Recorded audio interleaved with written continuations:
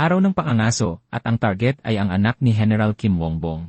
Pero bakit tinutugis ng mga sundalo ng imperyo ang anak ng sarili nilang boss? Dahil ipinanganak ang bata na walang mana sa isang mundong lahat ay may mahika. Para sa isang pamilyang gahaman sa kapangyarihan, ang pagkakaroon ng ganitong kahinang anak ay isang malaking kahihiyan, kaya iniutos mismo ng tatay niya na puksain ang bata.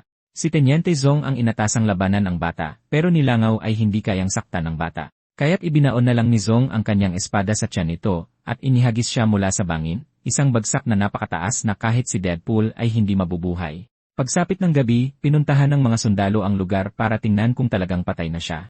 Matapos ang ilang oras na paghahanap, sa wakas ay natagpuan nila ang lalaki, at ang eksena ay nagpatulala sa lahat. Dahil inihagis ang bata mula sa bangin na kasing taas ng Everest na may malaking butas sa tiyan, pero nakaupo lang siya roon na nakarelax. Bigla na lang, nagsimula siyang maglabas ng berdeng enerhiya. Isa sa mga sundalo ang nataranta at sumugod sa kanya. Pero nakita ng bata ang paparating na atake, iniwasan ito, at sinuntok ang lalaki, na ikinagulat ng buong platon. Nang bunutin ng iba ang kanilang mga espada, kumuha ang bata ng 3 barya mula sa kanyang bulsa, at ibinato ang mga ito ng napakalakas na tumagos sa 3 bungo ng sabay-sabay. Sinubukan ng natitirang squad ang kanilang swerte, pero ang batang dating walang silbi ay winawasak ang mga elite na tropa. Ang huling nakatayong lalaki ay bumunot ng baril at binaril ang kanyang blind spot. Iniwasan lang ng bata ang bala at tinawag pa siyang mabagal. Sinunggaban niya ang tenyente sa leg, at may ngiti sa kanyang mukha, tinapos niya ang huling kalaban nang hindi man lang nagalusan. Pero ano ang nangyari sa batang ito? Paano siya nahulog mula sa bangin na walang mahika at biglang naging si Broly? Ito si Kim Taiju, at ang hindi alam ng mga sundalo ay habang nahuhulog, dinala ang kanyang isipan sa ibang mundo kung saan nakatagpo siya ng isang matandang lalaki. Ang lalaki ay si Tanggonak, ang Supreme Poison Demon. Isang napakalakas na master na sinakop niya ang kanyang mundo sa pamamagitan ng pagdurog sa lahat. Nang magkonekta ang kanilang mga isipan, ibinahagi nila ang kanilang mga alaala at nalaman na sila ay isang tao sa magkaibang universo, maliban lang na magkaiba ang kanilang mga buhay. Ang matanda ang naging pinaka-op sa kanyang mundo, habang ang bata ay kabiguan ng kanyang pamilya at pinaslang. Ipinasa nitang ang lahat ng kanyang kaalaman sa martial arts at ang sikreto ng IE at ibinalik ang bata sa kanyang katawan, handa nang maging pinakamalakas sa sarili niyang universo. Nang magising si Tenzhou, ang una niyang ginawa ay kumuha ng isang makamandag na halaman at nilunok ito. Nag-meditate siya at ginawang purong enerhiya ang lason, nakatuon sa pagiging tanggan-out ng kanyang mundo. Kaya naman nang matagpuan siya ng mga sundalo, nakaupo siyang nagme-meditate at naglalabas ng berdeng enerhiya. Matapos wasakin ang lahat ng sundalo, iisa lang ang misyon niya sa isip, ang puksain ang lahat ng may gustong mamatay siya. Isa sa mga squad ang bumalik sa base at sinabi sa general na natagpuan nilang ganap na napuksa ang tropa ng tenyente at walang senyales ng katawan ng bata. Nawawalan na ng pasensya ang kanyang ama. Pero dahil sa mundong ito, sinumang walang mana ay namamatay, nalalason sa mismong hangin, sigurado siyang mamamatay din naman ang bata. Pero walang kaalam-alam ang general sa kung ano ang paparating. Patayin ang batang iyon. Ilang araw ang lumipas, sa border zone ng mga magical beast sa Mount Jiri, nakatayo ang bida habang hinahangaan ang tanawin. Mula sa kanyang kinatatayuan, kitang-kita ang guri. Nang tanungin kung ito ang unang beses na nasilayan niya ang tanawing ito, kinumpirma ng binata na bago lang siya rito. Napagtanto ng may bigote na hindi pa gaanong kabisado ng binata ang kanilang syudad. Noong 2026, ang guri ay isang maliit na lungsod lamang sa Korea hanggang sa sumapi ito sa imperyo. Ang Mount Jiri ay isang lugar na puno ng mga halimaw na kailangang puksain, kaya naman ginawang malayang lungsod ng emperador ang guri. Nagbigay ito ng maraming kalamangan, tulad ng mababang buwis sa mga produkto mula sa magical beast at ang pagpapahintulot sa mga krimen. Sa pag-alis ng batas sa lungsod, mabilis itong yumaman dahil sa mga awakener na dumagsa para supilin ang mga magical beast. At habang patuloy na dumadaldal ang lalaki tungkol sa lahat ng ito, sinabihan siya ng ating bida na diretsuhin na.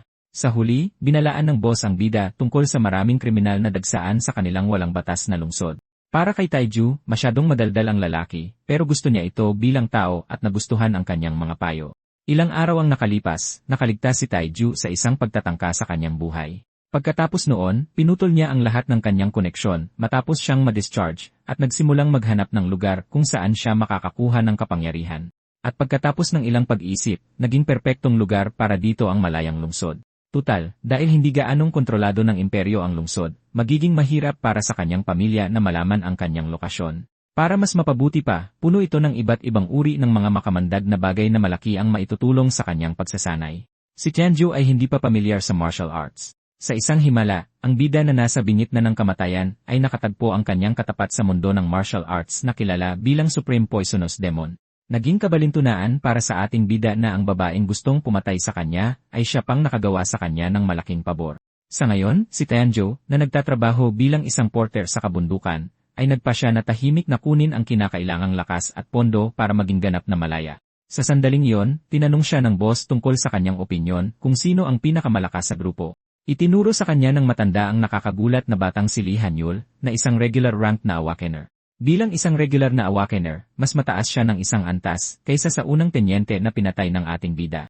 Ngunit sa hindi malamang dahilan, kakaiba ang ikinikilos ng babae. Bigla na lang, nawalan ng malay ang awakener. At ganoon na lang, bumagsak siya sa lupa matapos makagat ng isang mutant na 3-strat na lamok na nag-iwan sa lahat na nagpapanik. Para naman kay Taiju, hindi niya maintindihan kung bakit ito ganoon kalaking problema. Sa sandaling iyon, may nagpasya na asikasuhin ang sitwasyon. Ang babaeng may pulang buhok na may magic staff ay tinipon ang lahat ng kanyang kapangyarihan at nagcast ng isang malaking fireball spell. At ganoon na lang, isang malakas na pagsabog ang naganap na nagwaka sa lagim ng lamok. Nang tanungin sa dahilan ng panik, ipinaliwanag ng boss na may kapangyarihan ang insektong ito na pansamantalang magpawala ng mana. Ilang mga awakener ay hinimatay pa mula sa kagat, at natural lang na magpanik ang lahat dahil hindi mabilang na grupo na ang namatay dahil sa isang lamok. Sa mga alaala ng kanyang martial artist na alter ego, nagsimulang maalala ng bida ang isang lason na medyo katulad ng sa kagat ng lamok. Dahil doon, nagpasya ang bida na gamitin ito bilang pagkakataon upang suriin ang babae gamit ang isang poison spirit art, at ang kanyang natuklasan ay labis na nakakuha ng kanyang interes. Isa sa mga mangangaso ang nagsimulang manginig dahil dapat ay walang lamok sa lugar na ito. Dahil doon, lumingon siya sa pinuno ng grupo at sinabing mas mabuti kung aatras sila, na sinang-ayunan naman ng pinuno. Saka palang may nagsimulang gumalaw sa matataas na damo. Nagulat ang pinuno dahil dito. Dahil doon, sinabihan niya ang kanyang grupo na maghanda para sa laban.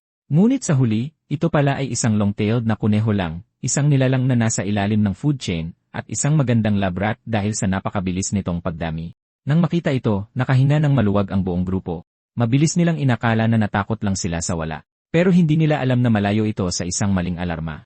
Bago pa man may makapansin, mabilis na napugutan ng ulo ang pinuno ng grupo at ang mga ngasong katabi niya. At ganoon na lang, nabawasan ng 2 tao ang grupo. Inaatake na ngayon ang mga tao ng mga orsi, mababangis na halimaw na ipinaramdam ang kanilang presensya sa pamamagitan ng malalakas nilang atungal. Nang makita ito, nagpasya ang mage na bigyan ng oras ang kanyang grupo sa pamamagitan ng paglihis sa atensyon ng mga halimaw. Lumingon ang boss sa bida. Sinabi ni Taiju na huwag siyang hintayin dahil mananatili siya rito. Sinubukan ng matanda na mga tuwiran na walang magagawa ang mga porter na tulad nila rito, pero determinado si Taiju na tumulong. At ganoon na lang, iniabot sa boss ang batang espadadora na hinimatay. Pinatakbo siya ni Taiju at ipinaliwanag kung paano siya magbibigay lamang ng kaunting tulong. Dahil doon, nagsimulang tumakas ang lalaki habang hinihimok ang kanyang kaibigan na mabuhay. Di nagtagal, napansin ng ating bida na kakaibang sabay-sabay ang galaw ng mga halimaw. Samantala, panay ang paggamit ng mage ng kanyang mga skill para tapusin ang mga orsi. Saka lang niya napansin ang isa sa kanila na papunta kay Taiju. Nang makita ito, itinatag niya ang kanyang sarili at nagpa siyang pigilan agad ang nilalang. Sa isang fireball lang, napatay na ang orsi. Tinabunan ni Taiju ang kanyang ilong, nasusuka sa amoy ng nasunog na laman.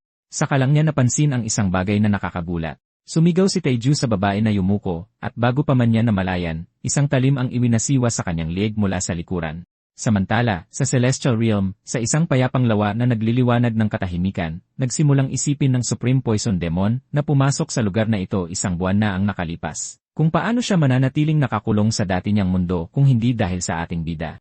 Dahil sa koneksyon ng alaala, nakuha ng matanda ang kaalamang umiiral sa planetang Earth. Nagbigay daan ito sa kanya upang makamit ang kaliwanagan. At dahil doon, sa wakas ay nakamit na niya ang kanyang layunin na maabot ang isang mas mataas na antas ng pag-iral. Kahit na, kasalanan niya pa rin yon dahil sa kawalan niya ng alam. Dahil sa huli, ang Celestial Realm na ito ay naging isang magarbong mental asylum. Talagang nakakagulat na makitang puno ito ng lahat ng uri ng mga taong baliw. At sa mata ng Poison Demon, walang pinagkaiba ang mga tagapagtatag ng sekta at mga maalamat na master. Nang makita kung paano silang lahat ay walang modo, napagtanto ng matanda na isang katangahan na sayangin ang kanyang buhay sa pagsubok na maabot ang kaliwanagan. Kahit na, hindi niya maikakailan na ang pagbabahagi ng kaluluwa sa kanyang mas batang katapat ay isang medyo kasiyasyang karanasan. Kaya naman, nagsimulang magtaka ang demonyo kung kumusta na ang kanyang kahalili. Iisang tao lang silang dalawa, ngunit dahil sa kanilang kapaligiran, ang isa ay naging isang kinatatakutan at iginagalang na master. Samantalang ang isa naman, siya ay tinaguriang isang reject, kaya naman umaasa ang matanda na makakatulong ang kanyang mga kakayahan para mapabuti ang kanyang sitwasyon. Upang malampasan ang pinakamalakas sa kanyang mundo, kailangan ni Taiju na maabot ang ikapitong bituin ng kanyang bagong poison martial art. Nagsimulang magpantasya ang matanda tungkol sa sandaling muli silang magkikita ng kanyang mas batang sarili at kung ano ang maaari niyang ituro sa kanya. Ngunit habang siya ay malalim na nag-isip, biglang may ibinato sa kanya. Walang iba kundi ang Sword Immortal na nagpasya na asarin ang Poison Demon dahil sa pangangahas nitong tuyain ang swordsmanship kahit na isa siyang dagger thrower. Dahil dito, sumugod ang taong tinalikuran ang kaliwanagan sa isa pang matanda na may hawak na mga kutsilyo. Samantala, sa Earth, habang nasusunog ang mga orsi hanggang sa maging abo, may napansin ang babae na isang bagay na nakakabahala. Kahit na wala siyang sapat na oras para umiwas sa paparating na talim. Nang makita ang kanyang kawalan ng kakayahan, walang pagpipilian ang bida kundi kumilos, kaya nagpasya siyang pangasiwaan ang sitwasyon. Sinimulan niya sa pamamagitan ng pagpatulog sa kanya. Pagkatapos ay sumugod si Taiju. Nagpasya siyang gamitin ang bagong skill na kanyang natutunan. Sa isang iglap, bumuhos ang isang bagyo ng mga barya sa larangan ng digmaan habang ginagamit niya ang Flying Dagger Art, Dagger Burst. Ang malalaking orsi ay mabilis na natalo ng mabilis at nakamamatay na mga barya, at sa gayon ang mga projectile ay tumalbog sa kanilang mga ulo. At sa isang iglap, sa wakas ay lumapag na sa lupa ang martial artist. Isang magandang sorpresa para sa kanya na makitang isang tama lang ang kailangan para matalo ang isang buong orsi. Nagsimulang magtaka si Taiju kung ano ang gagawin sa mage na aksidente niyang napatulog. Pero, hindi niya kayang hayaang kumalat ang balita na isang taong walang marka ang tumalo sa isang grupo ng mahihinang orsi dahil mapapasailalim siya sa maraming mapagmasid na mata, kasama na ang kanyang ama. Dahil doon, nagpasya siyang tumakas agad sa lugar. Kinailangang isipin ni Taiju kung paano binago ng pagkikita nila ng matanda ang kanyang buhay dahil ang isang reject ay hindi karaniwang mag-aalala sa mga ganitong bagay. Nagpasya ang bida na huwag mag-iwan ng anumang bakas niya. Medyo nakakainis maglinis pagkatapos gamitin ang kanyang throwing skills dahil kailangang maingat na pulutin ang mga armas at palaging mataas ang gastos sa projectile. Habang iniisip ng bida kung paano siya makakakuha ng retrieving skill pagkatapos maabot ang ikapitong bituin, napansin niyang nawawala ang isang barya at sinimulan niya itong hanapin kung saan-saan. Makalipas ang ilang sandali, nakita niya itong nakasabit sa isang puno, ngunit habang inaabot niya ito, may napansin siyang insektong lumilipad. Mabilis na kumilos si Taiju at agad niyang hinuli ang lamok sa kanyang palad. Dahil hindi ito isang lugar kung saan naningitlog ang mga mutant na three-striped mosquito, ligtas sabihin na ito ang parehong insekto na kumagat sa Pro Awakener. Pagkatapos ay dahan-dahang inilagay ni Taiju ang insekto sa kanyang palad. Ang laso ng nilalang na ito ay pansamantalang nagkakalat ng internal energy at ginugulo ang daloy ng mana sa loob ng mga Awakener. Agad itong inihambing ng ating bida sa energy scattering poison ng murum. Subalit, sa Earth, kailangang gumamit ng mga tao ng protective gear dahil, hindi tulad sa murum, wala silang panlunas para sa lason na ito, kaya ito'y lubhang mapanganib. Ang pagtuklas sa komposisyon ng lason ay magbibigay daan sa ating bida na lumikha ng isang panlunas gamit ang kaalaman na nakuha niya mula sa matanda. Pero, kailangan niyang hanapin sa kanyang mundo ang mga halamang gamot na katulad ng mga nasa mundo ng matandang master. Pagkatapos ay nagpasya si Taiju na gawin ang tanging lohikal na bagay at kainin ang insekto sa kanyang kamay. Mabilis na sinakmal ng binata ang lamok at basta na lang nilunok ito. Ang kanyang huling merienda ay nagpaunawa sa kanya na magkapareho ang dalawang lason, ibig sabihin, sa paghahanap ng tamang sangkap, makakagawa siya ng lunas na magpapayaman sa kanya. Dahil dito, nagpasya ang ating bida na subukan ito pag-uwi niya. Noon lamang siya naakit ng isang nakakaintrigang tunog. Nagulat si Taiju sa kanyang nakita. Harap-harapan niya ngayon ang isang elite ors na hindi dapat lumitaw sa lugar na ito. At sa itsura nito, uhaw sa dugo ang halimaw. Habang sumisigaw ang halimaw na gusto nitong lipulin ang mga tao, nagtaka ang bida sa laki nito pati na rin sa kakayahang magsalita. Sa anumang kaso, ang mga elite monster ay maaaring ituring ng mga awakener ng mga magical beast. Ang mas malala pa, walang orsi, lalo na elite, ang dapat lumitaw sa lugar na ito, ibig sabihin may nangyayari sa bundok. Dahil dito, sinimulang iwagayway ng orsi ang kanyang sandata. Agad na umiwas si Taiju. Ang lakas ng atake ay nagdulot ng malaking pinsala. Namangha ang matanda sa ganitong lakas at sinabing maihahambing ito sa isang expert rank na halimaw. May malaking posibilidad na walang sinuman sa kanyang mga barya ang makakatagos sa balat ng halimaw. Kahit na nagpasya siyang subukan ito. Agad na ginamit ni Taiju ang kanyang Flying Dagger Art, Swift Strike. Ito ang nagbigay daan sa kanya na magpakawala ng 3 barya sa mabilis na bilis patungo sa halimaw. Matagumpay na tumama ang kanyang mga projectile sa target, ngunit bigla itong huminto. Hindi nakakagulat ang ganoong resulta. Ang pinakamalakas na hidden weapon attack ng martial artist ay walang epekto sa halimaw. At dahil mas lalong ikakalat ng kanyang yay teknike ang puwersa, nagsimula siyang isipin na ang Blood Seal Poison Palm ang pinakamahusay na pagpipilian. Sa sandaling iyon, umungol ng malakas ang nilalang. Sa sandaling ito napagtanto ni Taiju na nag-aalangan siya. Sigurado pa nga siyang ikakahiya siya ng kanyang nakaraang sarili kung matuklasan nitong pinagdududahan niya ang sarili sa simula ng laban. Napagtanto ni Taiju na lumaki ang ulo niya matapos madaling talunin ang grupo ng mga Orsi. Hindi mahalaga kung gaano man katakot ang hadlang sa kanyang harapan dahil patuloy siyang susubok hanggang sa magtagumpay siya. Tutal, ito ang landas ng Supreme Poison Demon.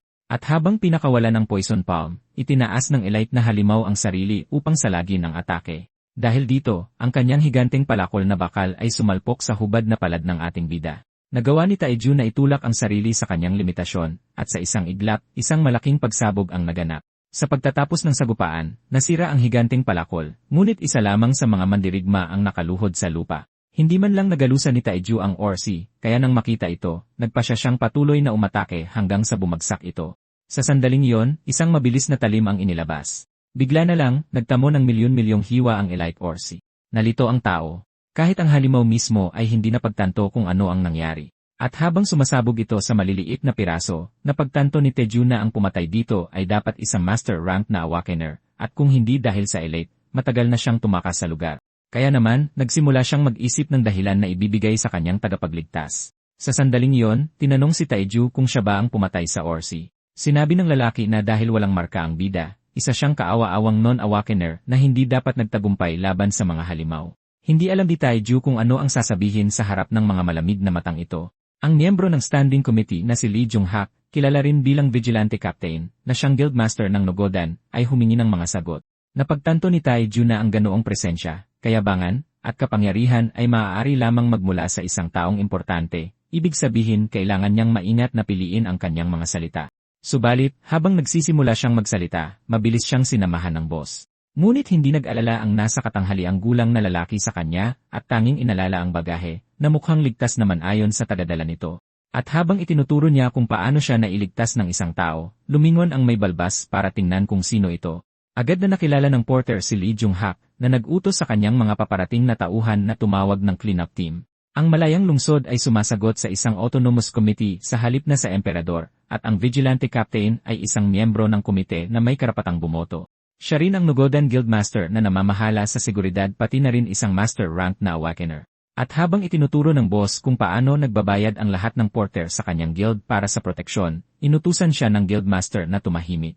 Humingi ng paumanhin ang may balbas dahil sa pagiging madaldal at hinimok ang kanyang kasama na pasalamatan ang kanyang tagapagligtas, na agad naman niyang ginawa. Tinanong ni Lee Yoncheng ang binata kung talagang wala siyang kinalaman sa massacre ng mga Orsi dahil isa siyang porter. Kinumpirma ito ni Taiju at sinabing natagpuan niya ang kanyang sarili na mag-isa kasama ang Elite na halimaw matapos himatayin dahil sa mana exhaustion ang mage na tumalo sa mga Orsi. Dahil dito, hinimok siya ng mga tauhan ng vigilante captain na umalis na dahil nasiguro na nila ang mga nakaligtas at natawagan na ang cleanup team. Nagpasya si Lee Yoncheng na kumilos ng mabilis, ngunit tila mayroon pa siyang sasabihin. Pinayuhan niya ang bagong dating sa kanyang lungsod na huwag siyang babanggain sa masamang araw o gagawa ng anumang gulo. Pagkatapos ay umalis siya habang tumatawang parang baliw at tiniyak sa ating bida na hindi niya ipapakita sa kanya ang parehong awa tulad ngayon.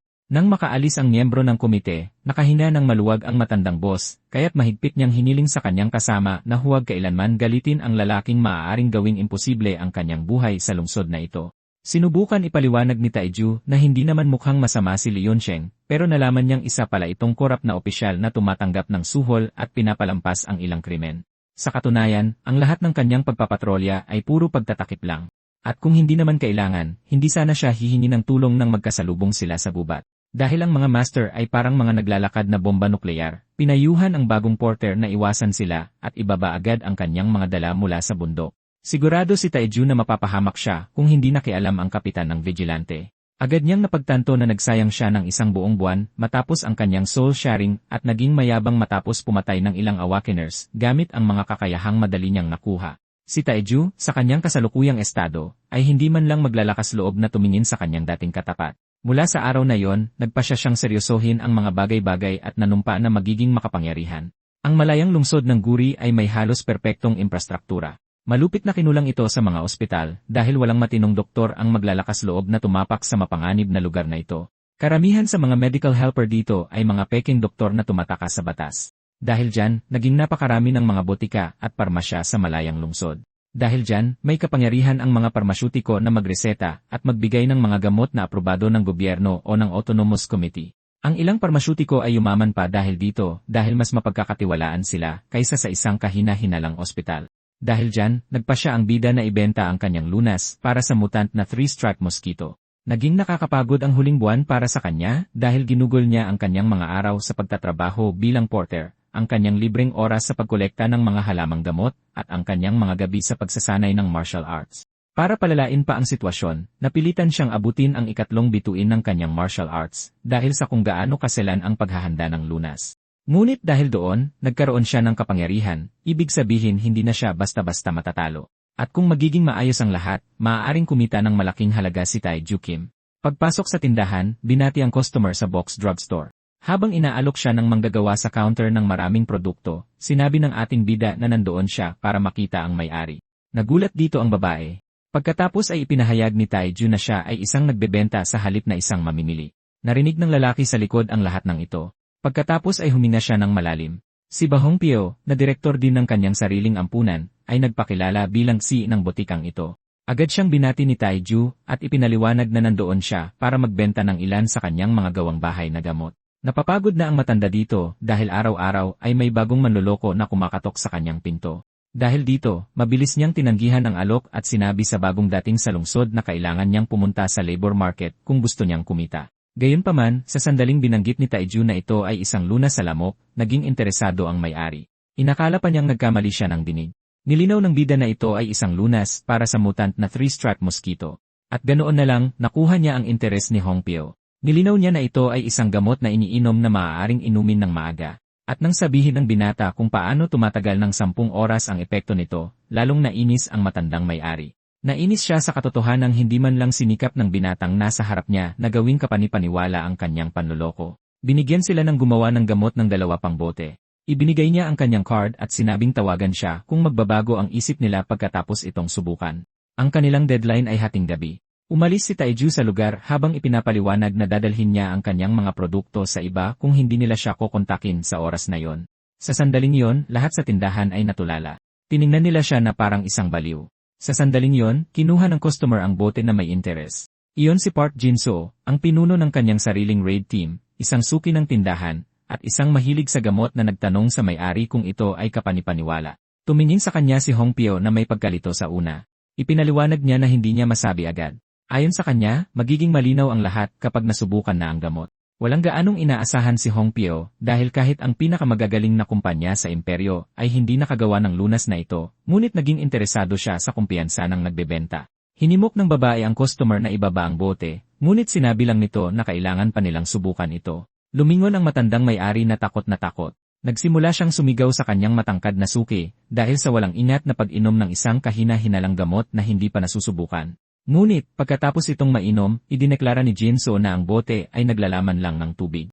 Natigilan ang may-ari. Dahil maraming karanasan ng suki sa mga potion, tinanong ng may-ari kung wala ba siyang naramdamang epekto mula sa gamot. Ngunit, muling sinabi ni Jin-soo nang may pagkadismaya na wala siyang naramdaman dito, ibig sabihin ito ay simpleng tubig lamang.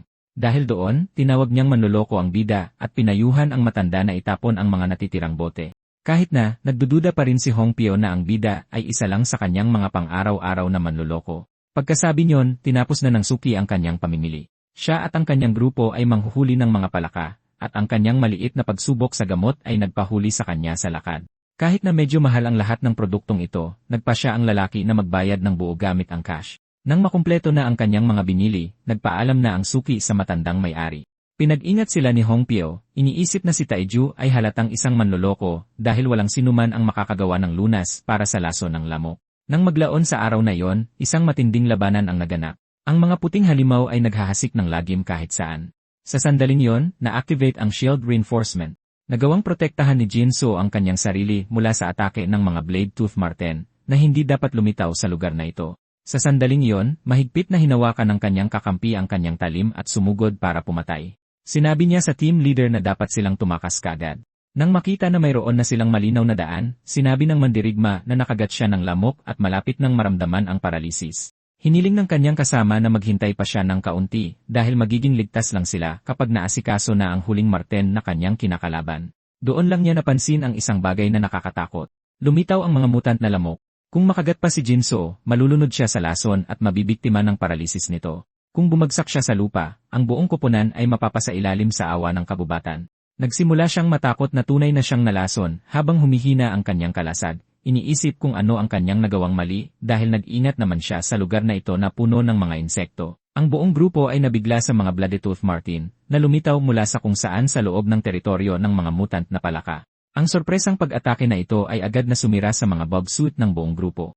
Sinimulan sisihin ng team leader ang kanyang sarili para dito dahil ang kanyang kapabayaan at pagpanik ay nagdulot ng kanyang pagkakatama. Sa una, ang mga miyembro ng grupo na nakagat ng mga insekto ay nagpa siyang umatras kagad. Ngunit sa hindi malamang dahilan, hinarangan ng mga mamal ang kanilang daan palabas, kaya wala silang pagpipilian kundi lumaban. Kailangan lang ni Jinso ng kaunti pang lakas para pabagsakin ang huling martin at mabuhay. Sa sandaling iyon, binalaan siya ng espadador tungkol sa paparating na atake. Doon lang napansin ng team leader ang isang bagay na nakakatakot. Nagpakawala ng malakas na atake ang halimaw. Nagawa ng talim nito na tumagos sa kanyang kalasag, at ganoon na lang, nabasag ang harang.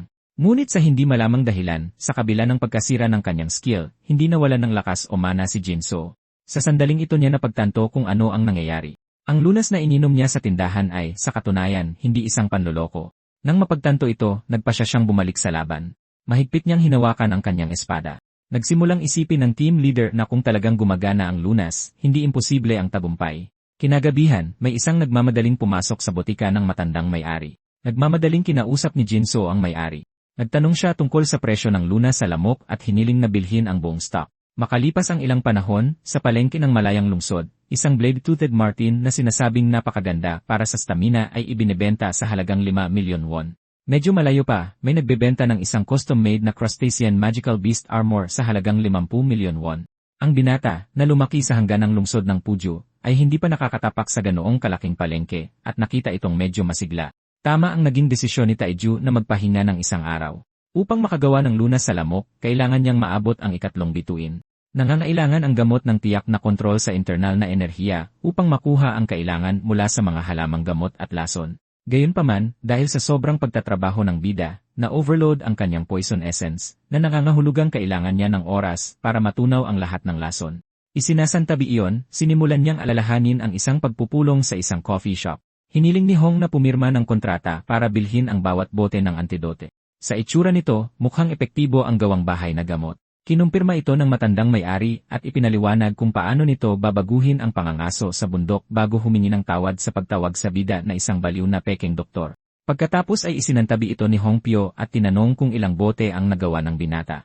Nang malaman na mayroong 60,000 na stock, tinanong ng matanda kung ano ang mangyayari kapag naubos na ang mga ito. Kaya naman ibinunyag ni Taejo na gagawa na lang siya ulit. Dahil doon, inabutan siya ng isang kontrata kung saan ang opisyal na gasto sa produksyon ay itinakda sa 1,001 para maibenta ang mga ito sa 50,000 at isa, kasama na ang lahat. Nang makitang 100 at isa lang ang gastos niya sa bawat bote, natuwa si Taeju at sinabing ang stock ay maibebenta sa halagang 3,001,001. Nang malaman na 0% lang ang buwis, hindi niya mapigilang matuwa sa walang batas na lungsod. Pagkatapos ay nagpa siya si Taeju na baguhin ang usapan at magbenta ng eksklusibo sa bike drugstore na may 30% diskwento sa loob ng isang taon, ngunit sinabi ng matanda na sobra na ito. Kaya sinabi ng bida na ang matanda ay isang direktor ng ampunan. Idinagdag niya kung paano, ayon sa lahat, ang matandang may-ari ay parang ama na sa lahat ng ulila sa lungsod. Dahil pinupondohan ng drugstore ang ampunan, idineklara ni Taeju na ito ang kanyang paraan ng pagtulong kapalit ng isang pagawaan para sa gamot. Si Hong Pyo, na naantig sa gayong kabaitan, ay tiniyak sa bida na mayroon siyang perpektong lugar para sa kanya. Sa nasabing iyon, sa wakas ay isinara na ang kasunduan. Matapos makuha ang kontrata pati na rin ang malaking sweldo, nagpa siya ang bida na pumunta sa sikat na pamilihan ng lungsod para maghanap ng ilang kagamitan. Nagsimula siyang maghanap kung saan-saan ng kahit anong disenteng bagay. Saka lang may nagtanong sa kanya kung gusto niya ng armas. Nang tanungin kung siya ba ang kinakausap nito, kinumpirma ng lalaki na sinasabing ang kanyang tindahan ang pinakamagaling sa buong bayan. Ang higanting maskuladot kalbong lalaki na naka-jojo pose ay nag-alok pa ng espesyal na diskwento sa ating bida dahil sa kanyang kabwapuhan. Nadiri si Taeju at sinabing ayaw niyang bumili ng kahit ano. Hinawakan siya sa balikat, iginiit ng Panday na bisitahin ng sariwang karne ang kanyang malungkot na pagawaan. Mukhang ordinaryo lang ang Panday at dapat ay isang karaniwang manggagawa lamang, ngunit madali niyang naitulak-tulak ang isang taong umabot na sa ikatlong bituin ng martial arts. Kaya naman, maaaring isa siyang tago at dalubhasang manggagawa. Kalaunan sa tindahan, matapos tingnan ang mga kalasag, espada, martilyo, at punyal, tinanong ang bida sa kanyang opinyon tungkol sa koleksyon. Nang makitang humanga siya, muling iginiit ng Panday na siya ang pinakamagaling sa buong lungsod. Sa sandaling iyon, nagpa siya ang poison martial artist na gamitin ang kanyang kapangyarihan. Totoo sa kanyang salita ang Panday dahil salungat sa kanyang itsura, ang kanyang mga produkto ay walang kapintasan. Dahil dito, nagpa siya siyang mag-order ng 100 piraso ng armas na iginuhit sa papel. Pagtingin sa mga willow leaf flying dagger, naintriga ang Panday sa maliit na sukat nito at tinanong kung para ba ito sa personal na gamit. Pagkatapos ay ipinaliwanag ng kalbo na para maging epektibo ang mga punyal, kailangan itong gawin sa mana steel. Tinanong ni Taeju kung kaya niyang kumpletuhin ang order niya. Kinumpirma ng lalaki ngunit ipinaliwanag na hindi ito magagawa kaagad dahil kulang siya sa materyales. Matapos ang maingat na pagkalkula at pagdagdag ng diskwento para sa kagwapuhan ng kliyente, humingi ang Panday ng 250 milyon won bilang kabuang presyo na may 0% deposito. Ang ganoong kataas na halaga para sa 100 na sandatang isang beses lang gagamitin ay hindi ikinagulat ng bida na nagpa siyang bayaran agad ang buong presyo. Sa nasabing iyon, nangako ang Panday na ipapadala ang unang sample sa bida kapag natapos na bago magpaalam sa kanya. Dahil naayos na ang kanyang mga sandata, kailangan na ngayon ng bida na maghanap ng baluti. Dahil kailangan niya ng damit na may sapat na bulsa para dalhin ang lahat ng kanyang mga nakatagong kutsilyo, inisip niyang kailangan niya ng isang balabal tulad ng matandang maestro. Ngunit nang maisip niya ito, napagtanto niyang magmumukha lang siyang tanga at nagpa siyang pumili ng mas modernong kasuotan. Subalit, habang iniisip niya kung anong uri ng kasuotan ang kanyang bibilhin, biglang may lumapit sa kanya. Naintriga si Taeju. Inabutan siya ng flyer ng babaeng may taina ng Soro na nagsasabing kalalabas lang ng bagong koleksyon ng Flame Boutique at kasalukuyan silang may mga coat na nakadisplay. Agad na napagtanto ni Taeju na ang isang leather coat ang perpektong kapalit para sa isang mahabang balabal. Samantala, sa ibang lugar sa lungsod, habang nililibot nila ang mga kalye, sa wakas ay natanaw na nila ang kastilyo. Para sa mahaba ang buhok, katawa-tawa na may pader sa paligid ng lungsod sa kasalukuyang panahon.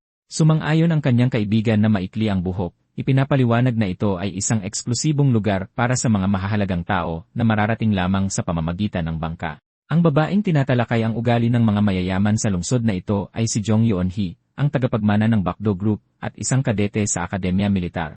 Ang katabi niya ay medyo natakot sa kanya at tinanong kung bakit pa siya nagpunta sa lungsod na ito para lang sa isang fox leather coat. Nabunyag na ang coat ay gawa sa balahibo ng pambihirang Siberian Illusion Fox na nagbibigay dito ng mahusay na depensa at perpekto para sa taglamig at tag-araw. Nang marinig ito, sinabi ng kanyang kasamang kulay kahel ang buhok na mukhang sulit isakripisyo ang isang araw ng pahinga para sa coat na ito. Bagamat nabunyag na pinahiram siya ng kanyang lolo, ang chairman, ng isang black card, tumanggi si Yeon-hee na sinabing gagamitin niya ang sarili niyang pera.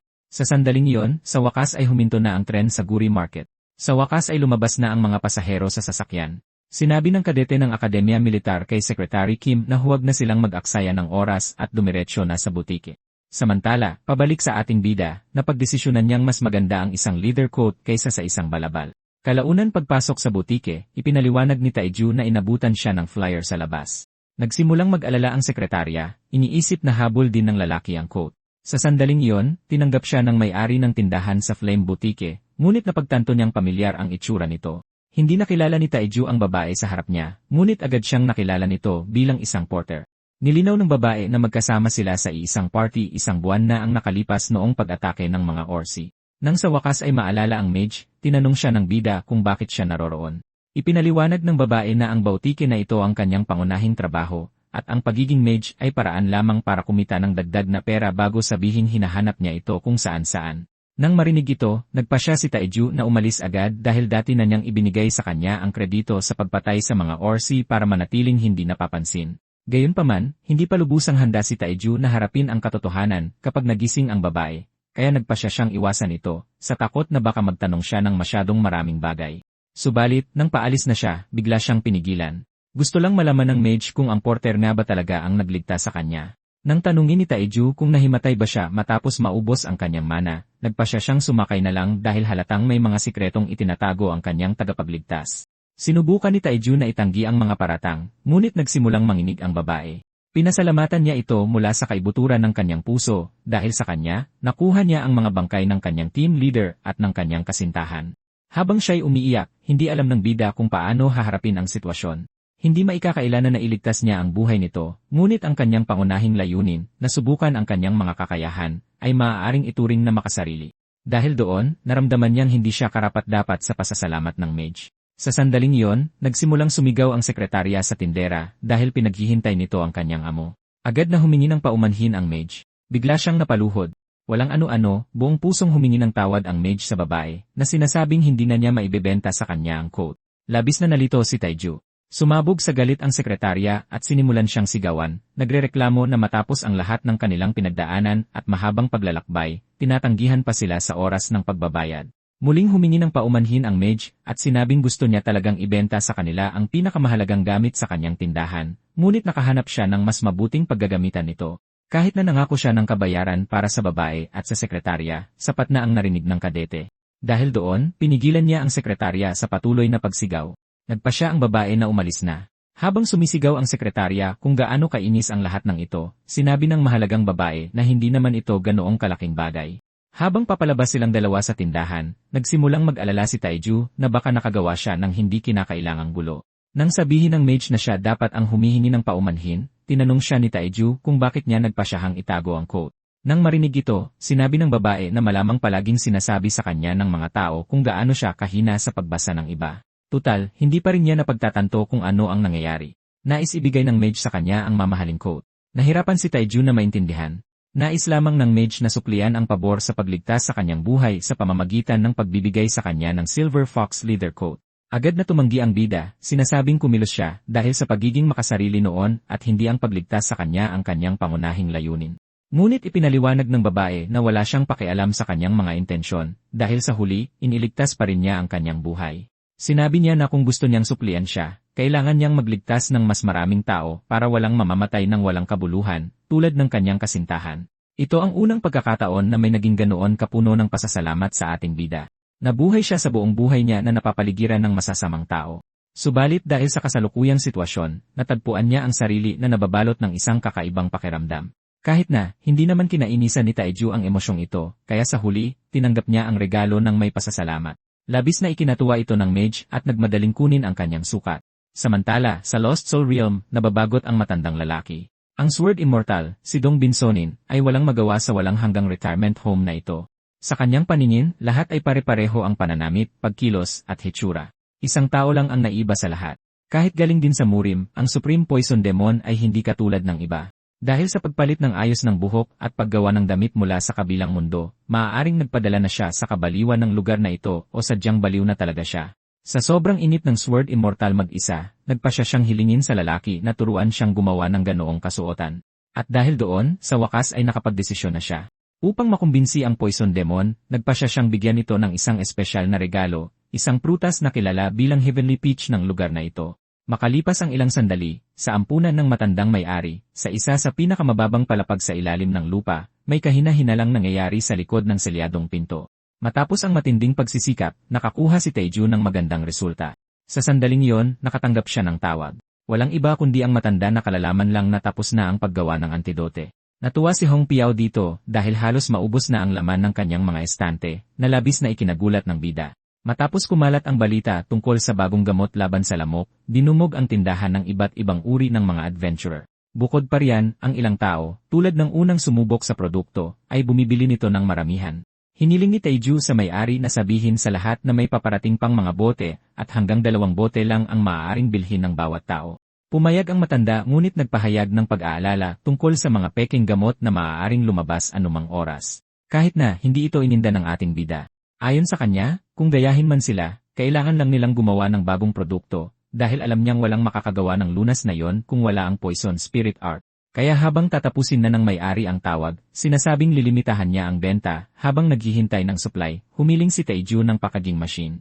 At habang nagsisimula siyang magreklamo kung paanong mas matagal pa ang pag-empeke ng gamot kaysa sa paggawa nito, na siyang dahilan kung bakit 7 araw na siyang nasa lab, pinangakuan siya na bibigyan agad. Samantala, sa labas ng kwarto, nagtatalo ang dalawang ulila kung multo ba o pulubi ang nasa loob na kailangang palayasin. Tiniyak ng batang lalaki sa babae na walang multo sa kanilang lihim na base at isang taong grasa lang iyon na kailangang paalisin. Isang biglaang galaw ang gumulat sa mga bata. Sa sandaling iyon, bumukas ang pinto, at mula rito, lumabas ang isang nakakatakot na presensya mula sa usok. Sa sandaling magsalita ang kahina-hinalang lalaki, halos malaglag ang puso ng mga bata sa sahig. At ganoon na nga, tumakbo ang dalawa para iligtas ang kanilang mga buhay mula sa mabahong multo. Si Taiju, na gumugol ng napakaraming oras sa pag-iempake ng mga bote, ay inisip na bastos ang mga bata sa pagtawag sa kanya ng kung ano-ano. Nagduda ang bida kung ganoon ba talaga kasama ang amoy niya kahit 7 araw na siyang hindi naliligo. Naalala niya na mayroon siyang pulong sa kanyang dating amo dahil tumakas ang isa sa mga trabahador nito at baka mahuli siya kung mag-aaksaya pa siya ng oras sa pagligo. Noon lang siya nilapitan ng isang tao. Ang taong tinutukoy ay tila isang babae. Narinig daw niya mula sa kanyang ama na pumirma ng kontrata ang ating bida sa kanya para gumawa ng isang uri ng antidote. Kinumpirma ng bida na siya si Kim Taeju at tinanong ang babae sa kanyang harapan kung sino siya. Sa huli, ang babae pala ay mula sa ampunan at nagngangalang Baek Soyeon. Pumunta siya rito para tingnan ang multo na ibinabala sa kanya ng mga bata. Gusto rin ni Soyeon na ihatid sa kanya ang isang espesyal na pakete. Nang mabasa ang label, napagtanto ni Taeju na ito ang prototype na ipinadala sa kanya ng panday habang pinasasalamatan niya ang babae. Dahil doon, hinimok niya itong manatili sa magandang pakikitungo sa kanyang ama. At habang paalis na siya, nakiusap si Soyeon na maligo muna ito bago umalis ng ampunan at nagpatuloy na sa kanyang paglakad. Di nagtagal, hindi niya napigilan ang kanyang pananabik at nagpa siyang tingnan ang prototype ng mga Flying Dagger bago maligo. Pagbukas ng pakete, nakakita siya ng isang sulat sa loob. Isang sulat ito mula sa panday, na may pagkasarkastikong nagtatanong kung kailangan pa ng anumang pagbabago sa prototype. Ligtas sabihin na hindi hilig ng ating bida ang mga ganoong bagay, kaya't mabilis niyang pinunit ang sulat. Ang nakahingang maluwag na si Taeju ay nagpa siyang tingnan ang isa sa mga talim. Labis siyang nasiyahan dito dahil matalim ito at matibay.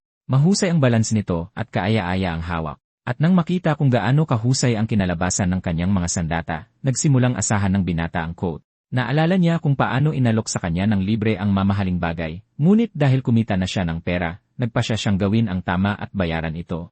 Pagkatapos ay naalala ni Taeju na kapos na siya sa oras at nagmadaling maligo. Makalipas ang ilang sandali sa araw na iyon sa Magical Beast Border Zone sa bundok, sa wakas ay sumama na ang bida sa iba pa sa grupo. Agad niyang binati ang kanyang dating amo. Tinanggap siya ng lalaki ng buong puso. Humingi ng paumanhin si Taeju sa pagiging huli. Kaya sinabi ng amo na kararating lang din nila bago siya pasalamatan sa pagdating sa kabila ng maikling abiso. Ngunit habang kinukumpirma ng ating bida sa amo na binabayaran lamang niya ang kabutihang ipinakita sa kanya, may isang bastos na nagsalita. Naiinis ang taong iyon dahil inaantala ng isang simpleng porter ang kanilang pangangaso at hiniling na humingi ito ng paumanhin. Ang mayabang na taong iyon ay isang baguhan na kilala bilang si Jong Won-jun, isang miyembro ng raiding team na nagpaalala sa kanilang dalawa na hindi ito isang social gathering. Sinabihan ni Taeju ang lalaking ito na mag-ingat sa kanyang mga salita at iginiit na wala siyang dahilan para humingi ng paumanhin.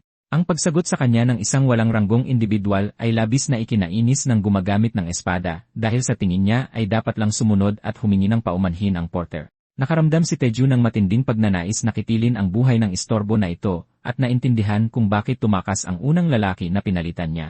Sa sandaling iyon, ipinaliwanag sa kanya na mataas ang parusa sa paglabag sa kontrata. At hinimok siyang kontrolin ang sarili hanggat maaari habang patuloy ang mga insulto. Dahil buong buhay na siyang iniinsulto, nagpasya si Taeju na makisakay na lang at sa wakas ay humingi ng paumanhin. Sa sandaling iyon, sinabihan ng ibang miyembro ng grupo ang swordsman na tigilan na ang pag-aaksaya ng oras dahil napansin nilang talagang hihiwain na niya ang porter. Dahil doon, habang nagsisimulang humingi ng paumanhin ang amo sa ating bida, inutusan ng team leader ang lahat na kumilos na. Nagtaka si Taeju sa katotohanang sasabak sila sa isang raid na nangangailangan ng 15 katao kahit 7 lang sila sa grupo. Nagpasya siyang bigyan ng babala ang grupo na kahit uso ang magbawas ng miyembro dahil sa antidote sa lamok, kailangan nila ng mas maraming tao para dito. Pinagsabihan ng swordsman ang porter dahil sa lakas ng loob nitong sumagot, ngunit iginiit ni Taeju na kung malalagay siya sa panganib, hindi siya sasali sa raid. Sa sandaling iyon, sinabi ng miyembro ng grupo na sawa na siya sa isang taong tiyak na mamamatay. Lubos itong ikinaintriga ng ating bida. Nagpasya si Taeju na kitilin agad ang buhay ng mayabang. Ang team leader, si Kwon Dong-seok, ay pinaalalahanan ang kanyang miyembro na kailangan nila ang mga porter at nagbantang papatayin si Taeju kung patuloy siyang sasagot. Sinabi ni Won Jung na malamang maginhawa ang buhay ng mga porter sa Free City dahil hindi pa siya nakakita ng isa na mayabang na kumukwestiyon sa bilang ng isang grupo. Nagbiro ang team leader na kung patuloy nilang insultuhin ang porter, baka tumakas ito, kaya sinabi ng swordsman na papatayin na lang niya ito.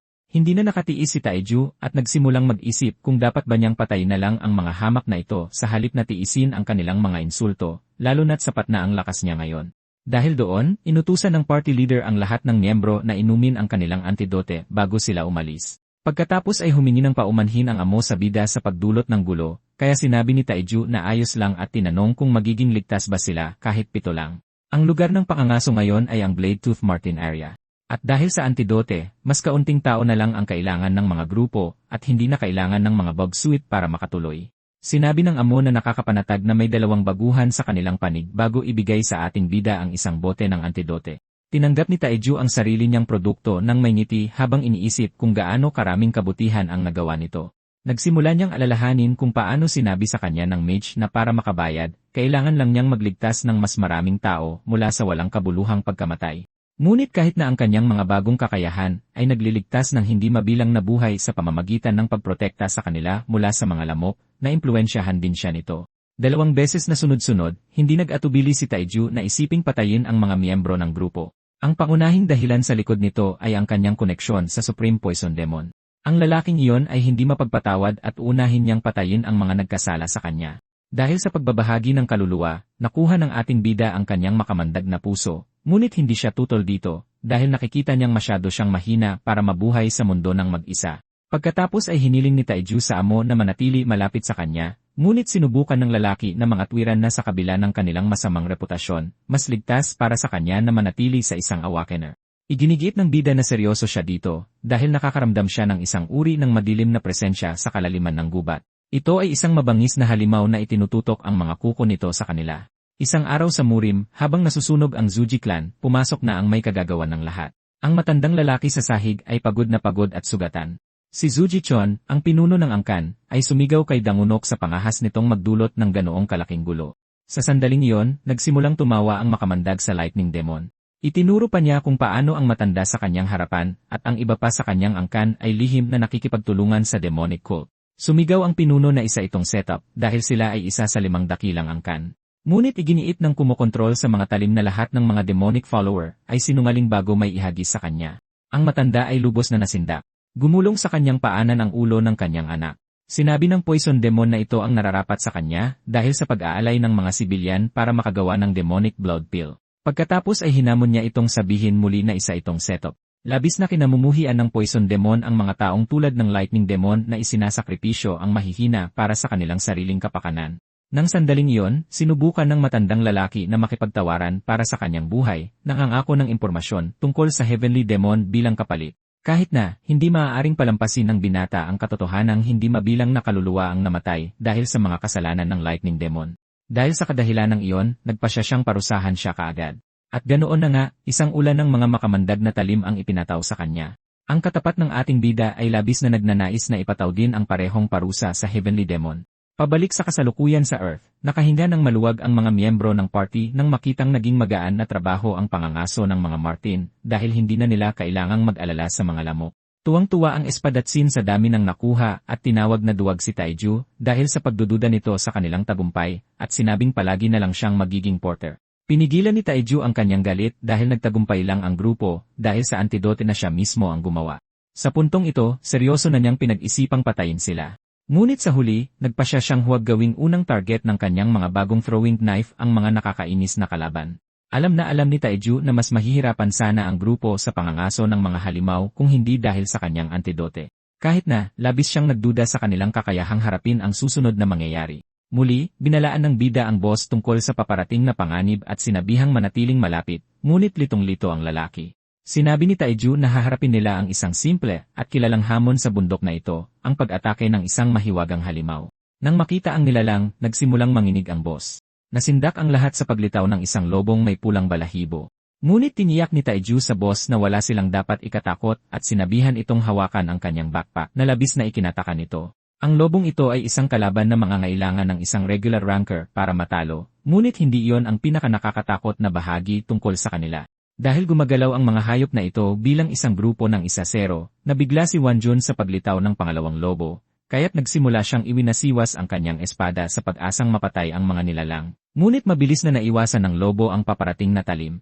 Nang makita ito, nagsimulang magpanik ang Espadatsin at tinanong ang team leader kung ano ang kanyang mga utos. Ngunit ang tinutukoy na team leader ay nagsimula ng tumakas. Habang sumisigaw sa takot ang babaeng kasama niya, tiniyak sa kanya ng kasuklam-suklam na individual na susundin lang nila ang kanilang karaniwang plano.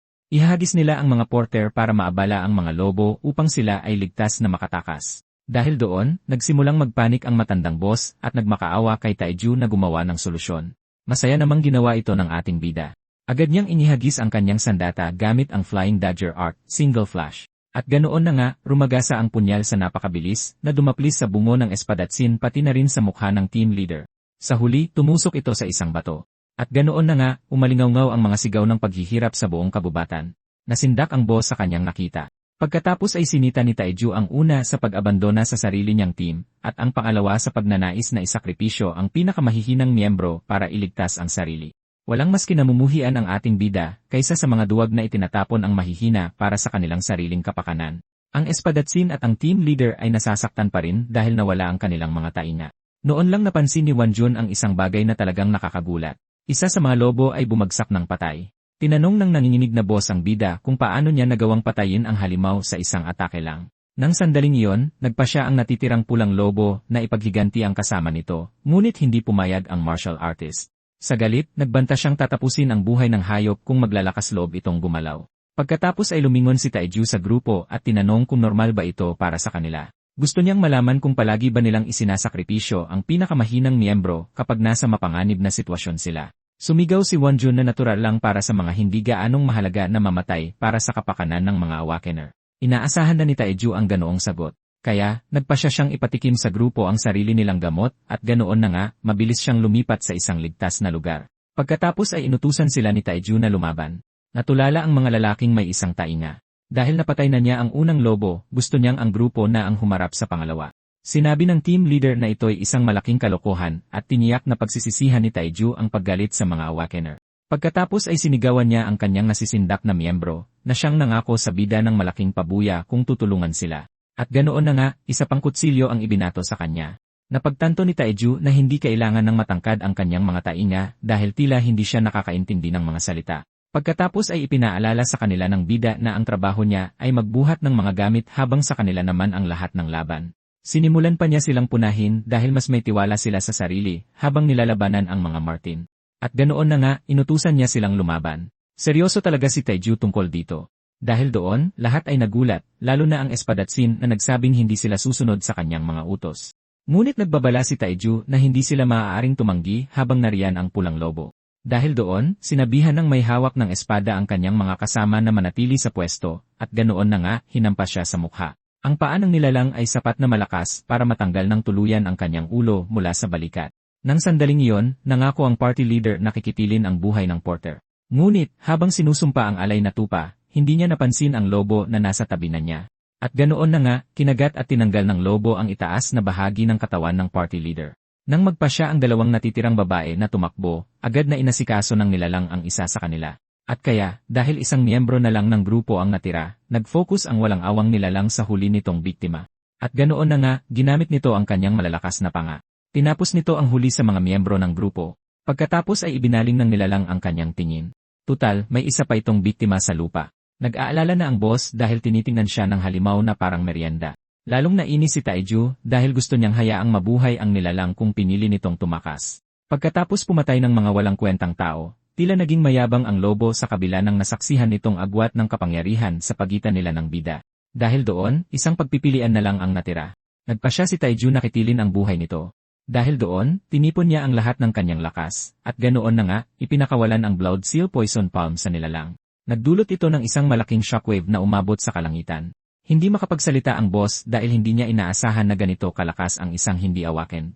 Nang sandaling iyon, napagtanto niya na noon pa man, si Taiju ang pumatay sa mga Orsi at sinubukan niyang itago ang sarili sa pamamagitan ng pagbibigay ng lahat ng kredito sa mage. Dahil doon, nagsimulang magtaka ang boss kung ano ang gagawin sa kanya ni Taiju dahil nasaksihan niya ang buong pangyayari, kaya't napaluhod siya at nagmakaawa para sa kanyang buhay. Tiniyak ni Taiju sa boss na wala siyang intensyong saktan ito. Ito ay isang malaking ginhawa. Nang tanungin kung nasugatan siya, nilinaw ng lalaki na ayos lang siya. Pagkatapos ay nagpa siya si Taiju na humingi ng pabor sa boss. Mula sa isang nakakatakot na tingin, naging malinaw ang lahat. Agad na napagtanto ng nanginginig na porter na dapat niyang itikom ang kanyang bibig tungkol sa kung ano ang nangyari. At dahil doon, nagpa siya silang dalawa na umalis na sa bundok. Kung tungkol sa mga bangkay, hinayaan silang mabulok sa sikat ng araw. Si Taiju, na naalala na ang kanyang laban sa unang tenyente, ay nagsimulang isipin kung paano kakainin ng mga hayop ang mga bangkay at kung gaano kalinis ang kanyang konsensya. Sa katunayan, pareho silang hindi makatiis, siya man o ang kanyang martial arts master na katapat, sa mga nagsasakripisyo sa mahihina para sa kanilang sariling kapakanan. Hindi niya maiwasang ikumpara ang mga hamak na individual na yon sa mga taga-Zugi clan. Samantala, sa headquarters ng VA Pharmacy sa Kastilyo ng Guri, isang pulong ang ginanap sa conference room. Ang mga nasa loob ay nagulantang sa katotohanang bumaba ng 50% ang kanilang benta. Sinimulan nilang sisihin sina Taiju at Hong Pio para dito. Dahil ang lahat ay naakit sa Bake Drugstore, dahil sa lunas sa lamok, sumigaw ang mataba na masyado na silang nagbulag-bulagan dito at dapat ay dinurog na nila ang kanilang maliit na karibal noon pa. Si O Bambok, ang presidente ng Saigipyeong, ay ipinaalala sa kanila na sa kabila ng pagmamay-ari ng karamihan sa mga parmasya sa lungsod, kung saan pag-aari ni Chanwang ang natitira, si Baek lang ang hindi sumuko. Sinisi ni Presidente Lee Gil-ho ng Gurjinori Drugstore ang komite sa pagprotekta kay Hong Pio dahil lang sa pagmamay-ari niya ng ampunan. Sinabi ni Nambok sa kanyang matabang kaibigan na dapat siyang mag-isip ng solusyon sa halip na magreklamo na halos magsimula ng alitan. Nang sandaling iyon, pinakalma ni Jo Hwon Seok, ang kinatawa ng EA Pharmacy, ang dalawang lalaki na palaging nagtatalo. Sinabi niya na dapat silang magtulungan at magpakita ng katapatan, simula sa pag-amin na ang kanyang grupo ay nakaranas ng kabiguan. Sa tingin ng lahat, bawat malaking kumpanya ay nabigong kopyahin ang lunas na ginawa ng bida. Kahit na, sigurado sinambok na magagawa ng kanyang kumpanya ang antidote sa paglipas ng panahon. Sumigaw ang kanyang mga kasamahan na wala siyang pakialam at iginiit na kailangan nila ng agarang solusyon para maiwasan ang pagkalugi. Dahil dyan, iginiit ng kinatawa ng AFA na wala silang magagawa at kahit na nag-aalala sila sa komite, dapat silang magpatuloy tulad ng dati. Inaasahan na yon ng mataba mula sa kanyang kaibigan at tinanong siya kung tapos na ba siya sa investigasyon. Nagpa siya ang kinatawa na ibahagi ang kanyang impormasyon. Natuklasan nila na ang lumikha ng panlunas ay isang 29 taong gulang na opisyal na na-discharge at panganay na anak ni Brigadier General Kim Yong-bong ng Paju. Hindi natuwa si Nambok sa impormasyong ito dahil nangangahulugan itong hindi dapat pakialaman ang bida dahil anak siya ng isang master. Gayunpaman, iginiit ni Hwon Seok na ito ay simula pa lamang. Batay sa kanilang impormasyon, si Taiju ay isang mana-reject na naging sundalo matapos palayasin sa kanyang tahanan, at ang kanyang ama ay may asawang Hapon na gustong ipapatay siya at may 2 sariling anak na lalaki. Agad na nagteorya ang mataba na tumakas ang bida mula sa kanyang pamilya. Kinumpirma ito ni Hwonso at nagpa siyang makipagkita kay Taiju upang bigyan siya ng mas malaking alok kaysa sa kay Baekong Pyo. At kung sakaling tumanggi, gagawin na lang nila ang kanilang karaniwang marahas na paraan. Nang araw na yon, sa Magical Beast Defense Corps ng Imperial Army sa Bundok Jiri, may kumatok sa pinto ng commander. Nais malaman ng namamahala kung dumating na ba ang kanyang impormasyon. Kinumpirma ng opisyal, sinasabing ang impormasyong ito ay ibinigay sa kanila ng Komite ng Otonomiya ng Free City. Matapos malaman ang personal na impormasyon ng ating bida, napagtanto ng commander na siya ang mana-reject na anak ni General Kim. Noon, humingi ang militar ng isang kontrata sa supply na tinanggihan ng Free City. Ngunit dahil isang sundalo ang gumawa, maaaring may pagkakataon pa sila. Sa pamamagitan ng pagkuha ng panlunas, maaaring magsimula ang militar ng isang malawakang operasyon ng pagsupil bago ang pagdating ng mga magical beast. Ang master rank na si Teniente General Liu Ansheng, sa pag-aakalang magiging madali ang mga bagay dahil malapit pa rin ang mag-ama, ay agad na humingi ng pulong kay General Kim. Kinabukasan, sa bayan ng ating bida, sa loob ng opisina ng kanyang ama, sa wakas ay ibinaba ng general ang telepono. Pagkatapos nyon, huminga siya ng malalim. Ipinahayag ng kanyang asawa kung gaano siya nagulat na makitang naging napakahalaga ni Taiju gayong dati ay napakahina niya kahit para sa kolehiyo. Dahil doon, nagmadali siyang mag-book ng mga tiket papuntang Free City, sinasabing kailangan nilang tulungan ang bagong yamang binata dahil madali itong maloko. Gayunpaman, hinimok niya itong huwag siyang istorbohin. Walang gustong pakialam ang ama sa itim na tupa ng pamilya na inalis na sa rehistro ng pamilya. Ipinaalala sa kanya ng galit niyang asawa na anuman ang nakasulat sa rehistro, silang dalawa ay magkadugo pa rin at dapat magtulungan. At habang kinukonsensya niya ito, napagtanto niya na alam nito ang kanyang kahilingan na ipapatay siya. Nagsimula siyang manginig ngunit tiniyak sa sarili na walang katibayan ito. Dahil patay na ang unang tenyente, sinigawan niya ang kanyang asawa na hingin sa anak nito ang panlunas para sa militar dahil malaki ang maitutulong nito sa kanyang ebalwasyon para sa promosyon. Iginiit niya na hindi na kayang suportahan sila ng teritoryo ng kanyang pamilya at kailangan din isipin ng general ang matrikula ng kanyang dalawa pang anak na lalaki. Kaya dahil sa dahilang iyon, hiniling ni General Kim na siya na mismo ang pumunta sa kanyang ampon na anak. Ipinaalala niya rito na malinaw ang kanyang mga intensyon. Dahil doon, naiwang bigo ang asawa. At ganoon na nga, umalis siya ng silid, sinasabing gagawin niya ang sarili niyang gusto bago marahas na isinara ang pinto sa kanyang likuran. Sa wakas ay nag-iisa na ang general. Ang kanyang anak, na inakala niyang patay na matapos ang ilang buwang pagkawala, ay namumuhay pala ng marangya sa Free City. Sa katunayan, natuwa ang ama na makitang masayang ginugugol ng kanyang anak ang mga nalalabing araw niya. Samantala, sa masiglang pamilihan ng Free City, sa loob ng Flame Boutique, mula sa hindi mabilang na mamahaling damit na magkakamukha, binigyan ang bida ng isang kasuotang walang katulad. Sinabi ng mage na bagay ito sa kanya. Lalong natuwa si Taeju sa napakagandang quote na ito na gawa sa balat ng Magical Beast. Hindi ito mabigat, may magandang depensa pati na rin mahusay na pagkontrol sa temperatura, at perpekto rin ang kulay nito. Higit sa lahat, binigyan siya ng mage ng maraming bulsa na kanyang hiniling. Ang babae na nagtak sa kahilingang ito ay sa wakas na intindihan ang kahulugan nito, nang makitang gumagamit si Taeju ng maraming armas, at tinanong siya kung isa rin siyang hunter. Nagpasya si Taeju na bayaran ang kanyang bagong coat na nagkakahalaga ng $3,400,000, 00001, ngunit sinabi ng mage na binabayaran lang niya ang kabutihan nito. Itinuro ng ating bida kung paanong napahiya siguro ang babae dahil sa kanya, dahil ang regalong ito ay para na sana sa iba, ngunit tiniyak sa kanya ng mage na nabayaran na niya ang nasabing customer. Saglit na nag-isip si Taeju. Buo na ang isip, nagpasya siyang humingi ng ilan pang produkto.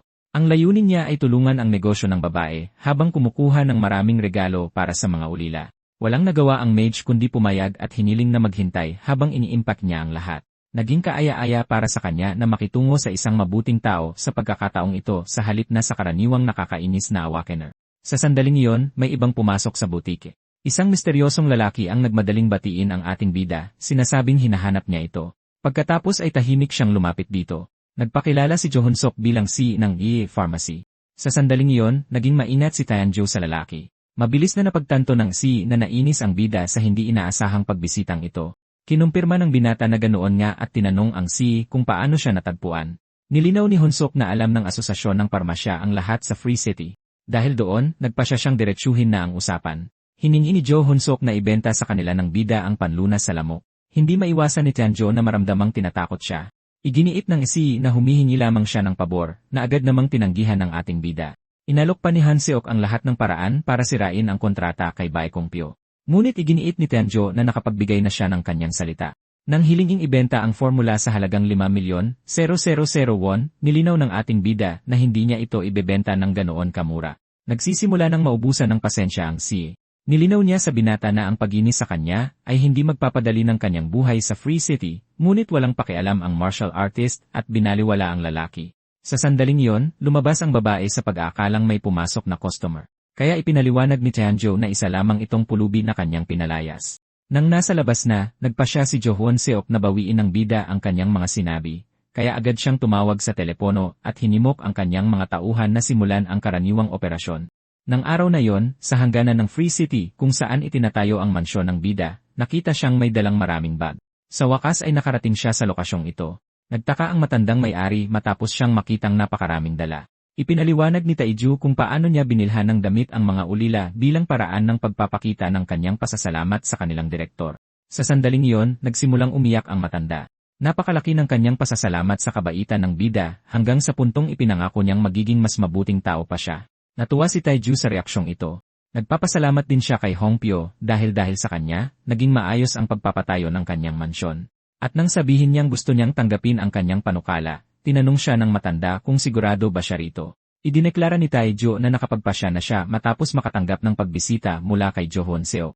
Lubos itong ikinagalit ng direktor na nag-aalala na sinaktan ng CEO ang bida. Tiniyak ni Taeju sa kanya na tinakot lamang siya at ipinaliwanag kung paano ipinaalala sa kanya ng interaksyong ito kung paano tratuhin ng mga tao ang mga walang kapangyarihan. Dahil doon, nagpasya siyang sundin ang payo ng matanda at lumikha ng sarili niyang kumpanya ng parmasyutiko na hinihimok ang matandang boss na patuloy siyang tulungan. Pagkatapos ay hiniling ni Taeju sa matanda na ipagpatuloy ang magandang trabaho sa konstruksyon hanggang sa kanyang pagbabalik. Habang naghihintay na mailunsad ang kanyang bagong kumpanya, idineklara ng bida na gusto niyang umalis at gumawa ng mga bagong gamot. Ngunit sa loob-loob niya, labis siyang naiinis sa katotohanang walang nakapansin sa kanyang mamahaling bagong coat. Ang Chaos Form Poison Spirit Art ay binuo ng Supreme Poisonous Demon, ang pinakamalakas na mandirigma sa buong Murum. Ito ay isang halo ng mga tradisyonal na pamamaraan ng kanyang angkan, pati na rin ang 5 Elements Key Cultivation na may kaunting inspirasyon mula sa ibang martial arts. Ito ay nahahati sa isa-zero bituin kung saan ang bawat antas ay nagbibigay daan sa gumagamit na magkaroon ng bagong kakayahan. Matapos makakuha ng isa-zero bituin, kakailanganin ng isang tao ang kaliwanagan upang makuha ang Poison Spirit na siyang susi sa lihim na pamamaraan. Isa-zero, 000 Torrential Petal Rain. Ang pamamaraang ito ay nagbigay daan sa Poison Demon na talunin ang Heavenly Demon na siyang pinuno ng kanyang demonic cult. Pabalik sa Earth sa Magical Beast Outbreak Zone, isang malakas na shockwave ang naganap. Sumiklab ang labanan sa pagitan ng tao at hayop. Huminga ng malalim ang gumagamit ng lason. Mahigpit niyang hinawakan ang kanyang kutsilyo bago ito itarak sa bungo ng kanyang kalaban. At ganoon na lang natalo ang higanting halimaw. Nakamit ni Tianzhou ang isang napakalaking tagumpay. Hindi niya inaasahan na ganito kalaki ang isang bagay na tinatawag na Poison Claw Links. Dahil sa matigas nitong balat, nahirapan si Tianzhou na labanan ito gamit ang kanyang panloob na enerhiya at mga sandata. Kasalukuyan siyang nasa ikatlong bituin at nasa pagitan ng una at ikalawang antas na mandirigma, isang kaawa-awang estado ng kapangyarihan at dahilan kung bakit kailangan niyang kumain ng lason ng mga halimaw. Natagpuan ni Tianzhou ang isang malaking makamandag na hiyas at nagsimulang isipin kung gaano kadali ang paglilinang gamit ang kaalaman ng matandang martial artist. Dahil nasa panig niya ang lahat ng kaalamang ito, magiging madali para sa ating bida na makamit ang mabilis na pag-unlad. Sa simula, hindi kinaya ng kanyang katawan ang maraming lason, ngunit dahil ito ay nag-stabilize na, handa na siyang lampasan ang ikatlong bituin. Dahil doon, nagsimula siyang magpantasya tungkol sa lason ng Spore Poison Water Deer. Doon lamang siya natauhan at napagtanto na kailangan niyang bawiin ang kanyang napakamahal na mga throwing knife. Ang Spore Poison Water Deer ay isang mapayapang nilalang na hindi umaatake sa mga tao. Mayroon itong dalawang umbok sa likod, kaya maihahalin tulad ito sa isang kamelyo. Sa isang iglap, pinugutan ni Tianzhou ang kaawa-awang nilalang ng walang pag-aalinlangan. Ang pinaka-nakakatakot sa nilalang na ito ay ang pagsabog ng mga umbok nito kapag namatay. Dahil doon, kumalat sa hangin ang maliliit na nakalalasong spores nito. Ganoon na lamang, natagpuan ng bida ang kanyang sarili na napapaligiran ng hindi mabilang na makamandag na mga bula. Ang lason na ito ay sapat na makapangyarihan upang matunaw ang mga gas mask at kailangan ng 60 minuto bago ito natural na mawala. Matapos ang maingat na pagsusuri, nagpasya ang bida na sipsipin agad ang lason dahil ito ang pinakamalakas na nakita niya at nagsimula na nga ito. Nagsimulang gamitin ni Tianzhou ang kanyang kapangyarihan para sipsipin ang lason. Sinubukan niya ang kanyang makakaya upang mag-concentrate. Ang layunin niya ay ipunin ang lahat ng enerhiya ng lason. Sa paggawa nito, magagawa niyang sipsipin ito. Kung magtagumpay ang bida sa pagsipsip ng lahat ng lason, sa wakas ay maaabot niya ang susunod na bituin. Nang araw na yon, matapos ang hindi mabilang na oras ng chai circulation, nagsimulang isipin ng bida na baka sobra ang nasipsip niyang lason ng usa dahil matagal niyang ginawa itong panloob na enerhiya. Dahil mas maraming uri ng lason sa Earth kaysa sa martial world, sigurado ang mabilis na pag-unlad ng ating bida. Tumanggi siyang makaranas muli ng kahinaan. Sa katunayan, ayaw na niyang yumuko sa harap ng kahit sino pa. Dahil doon, matapos ang hindi mabilang na oras ng pagsusumikap, sa wakas ay nakamit ni Taiju Kim ang ika-4 na bituin. Dahil doon, sa wakas ay tumayo na siya. Mas matagal kaysa sa inaasahan ang kanyang paglalakbay sa bundok. Nagawa niyang lumakas at nakahanap pa ng panlunas sa lason ng water deer. Kaya naman, nagpasya si Taiju na umuwi. Dahil nag-aalala siya sa Bay Pharmacy, ayaw na niyang mag-aksaya pa ng oras. Nang gabing iyon, sa butika ng matandang may-ari, sa wakas ay ibinaba ng bida ang kanyang backpack. Nagmadali namang batiin ni Taiju ang matanda. Inakala niyang maganda ang takbo ng mga bagay-bagay dahil walang laman ang mga estante. Ipinahayag ni Bahong Pieo kung gaano siya nag-alala dahil hindi makontak ang bida sa loob ng 15 araw. Sinalubong din siya pabalik ng nag-aalalang receptionist. Humingi ng paumanhin si Taiju at ipinaliwanag na kailangan niyang mag-focus sa pagsasanay at pananaliksik bago itanong ang kasalukuyang problema. Lumalabas na maraming kumpanya ng gamot ang nag-alis ng kanilang mga produkto sa mga estante at ayaw nang mag-supply pa. Para palalain ang sitwasyon, hiningi ng Drug Approval Department ng Autonomy Committee ang listahan ng sangkap ng antidote para suriin kung may side effects. Agad na napagtanto ni Taiju na si Johwon Seok ang nasa likod ng lahat ng ito. Ipinaliwanag ng may-ari na ito ang paboritong paraan ng pangangaso ng CE at isiniwalat sa bida kung paano siya naging pangkalahatang emperador ng komite. Bukod pa riyan, ang pagtangging ibigay ang listahan ng sangkap ay magreresulta sa pagbabawal sa pagbebenta ng produkto. Matapos ang maingat na pag-iisip, napagtanto ni Taiju na tiyak may iba pang gulo na inihanda ang kalaban para sa kanila. Kumikilos ang mga masasamang tao gaya ng kanyang inaasahan, kaya nagpa siya ang bida na sorpresahin ang kalaban. Kaya naman, iminungkahi ni Taiju kay Hongpyo na doblehin ang banta ng komite, ngunit hindi lubos na naintindihan ng may-ari ang ibig niyang sabihin. Sinabi ng ating bida na dapat nilang itigil ang pagbebenta ng kanilang produkto dahil may chismis na mayroon itong side effects sa mga mamimili. Sa buong gabing iyon sa ampunan, may usok na umaangat sa hangin at may nilulutong karne. Ang buong ampunan, kasama ang kanilang panauhing pandangal, ay nagkakaroon ng kaunting barbecue. Pagkatapos ng unang kagat, lubos na natulala si Taiju. Ang karning katitikim lang niya ay talagang napakasarap. Ang lasa ng spotted poison water deer ay itinuturing na pinakamasarap sa buong imperyo. Mabilis na napagtanto ni Taiju na totoo pala ang mga chismis tungkol sa pag-ipon ng emperador ng lahat ng bangkay ng USA na maaaring linisin mula sa lason. Ang katotohanang naghanda siya ng panlunas laban sa lason na ito ang pinakamagandang desisyon na ginawa niya.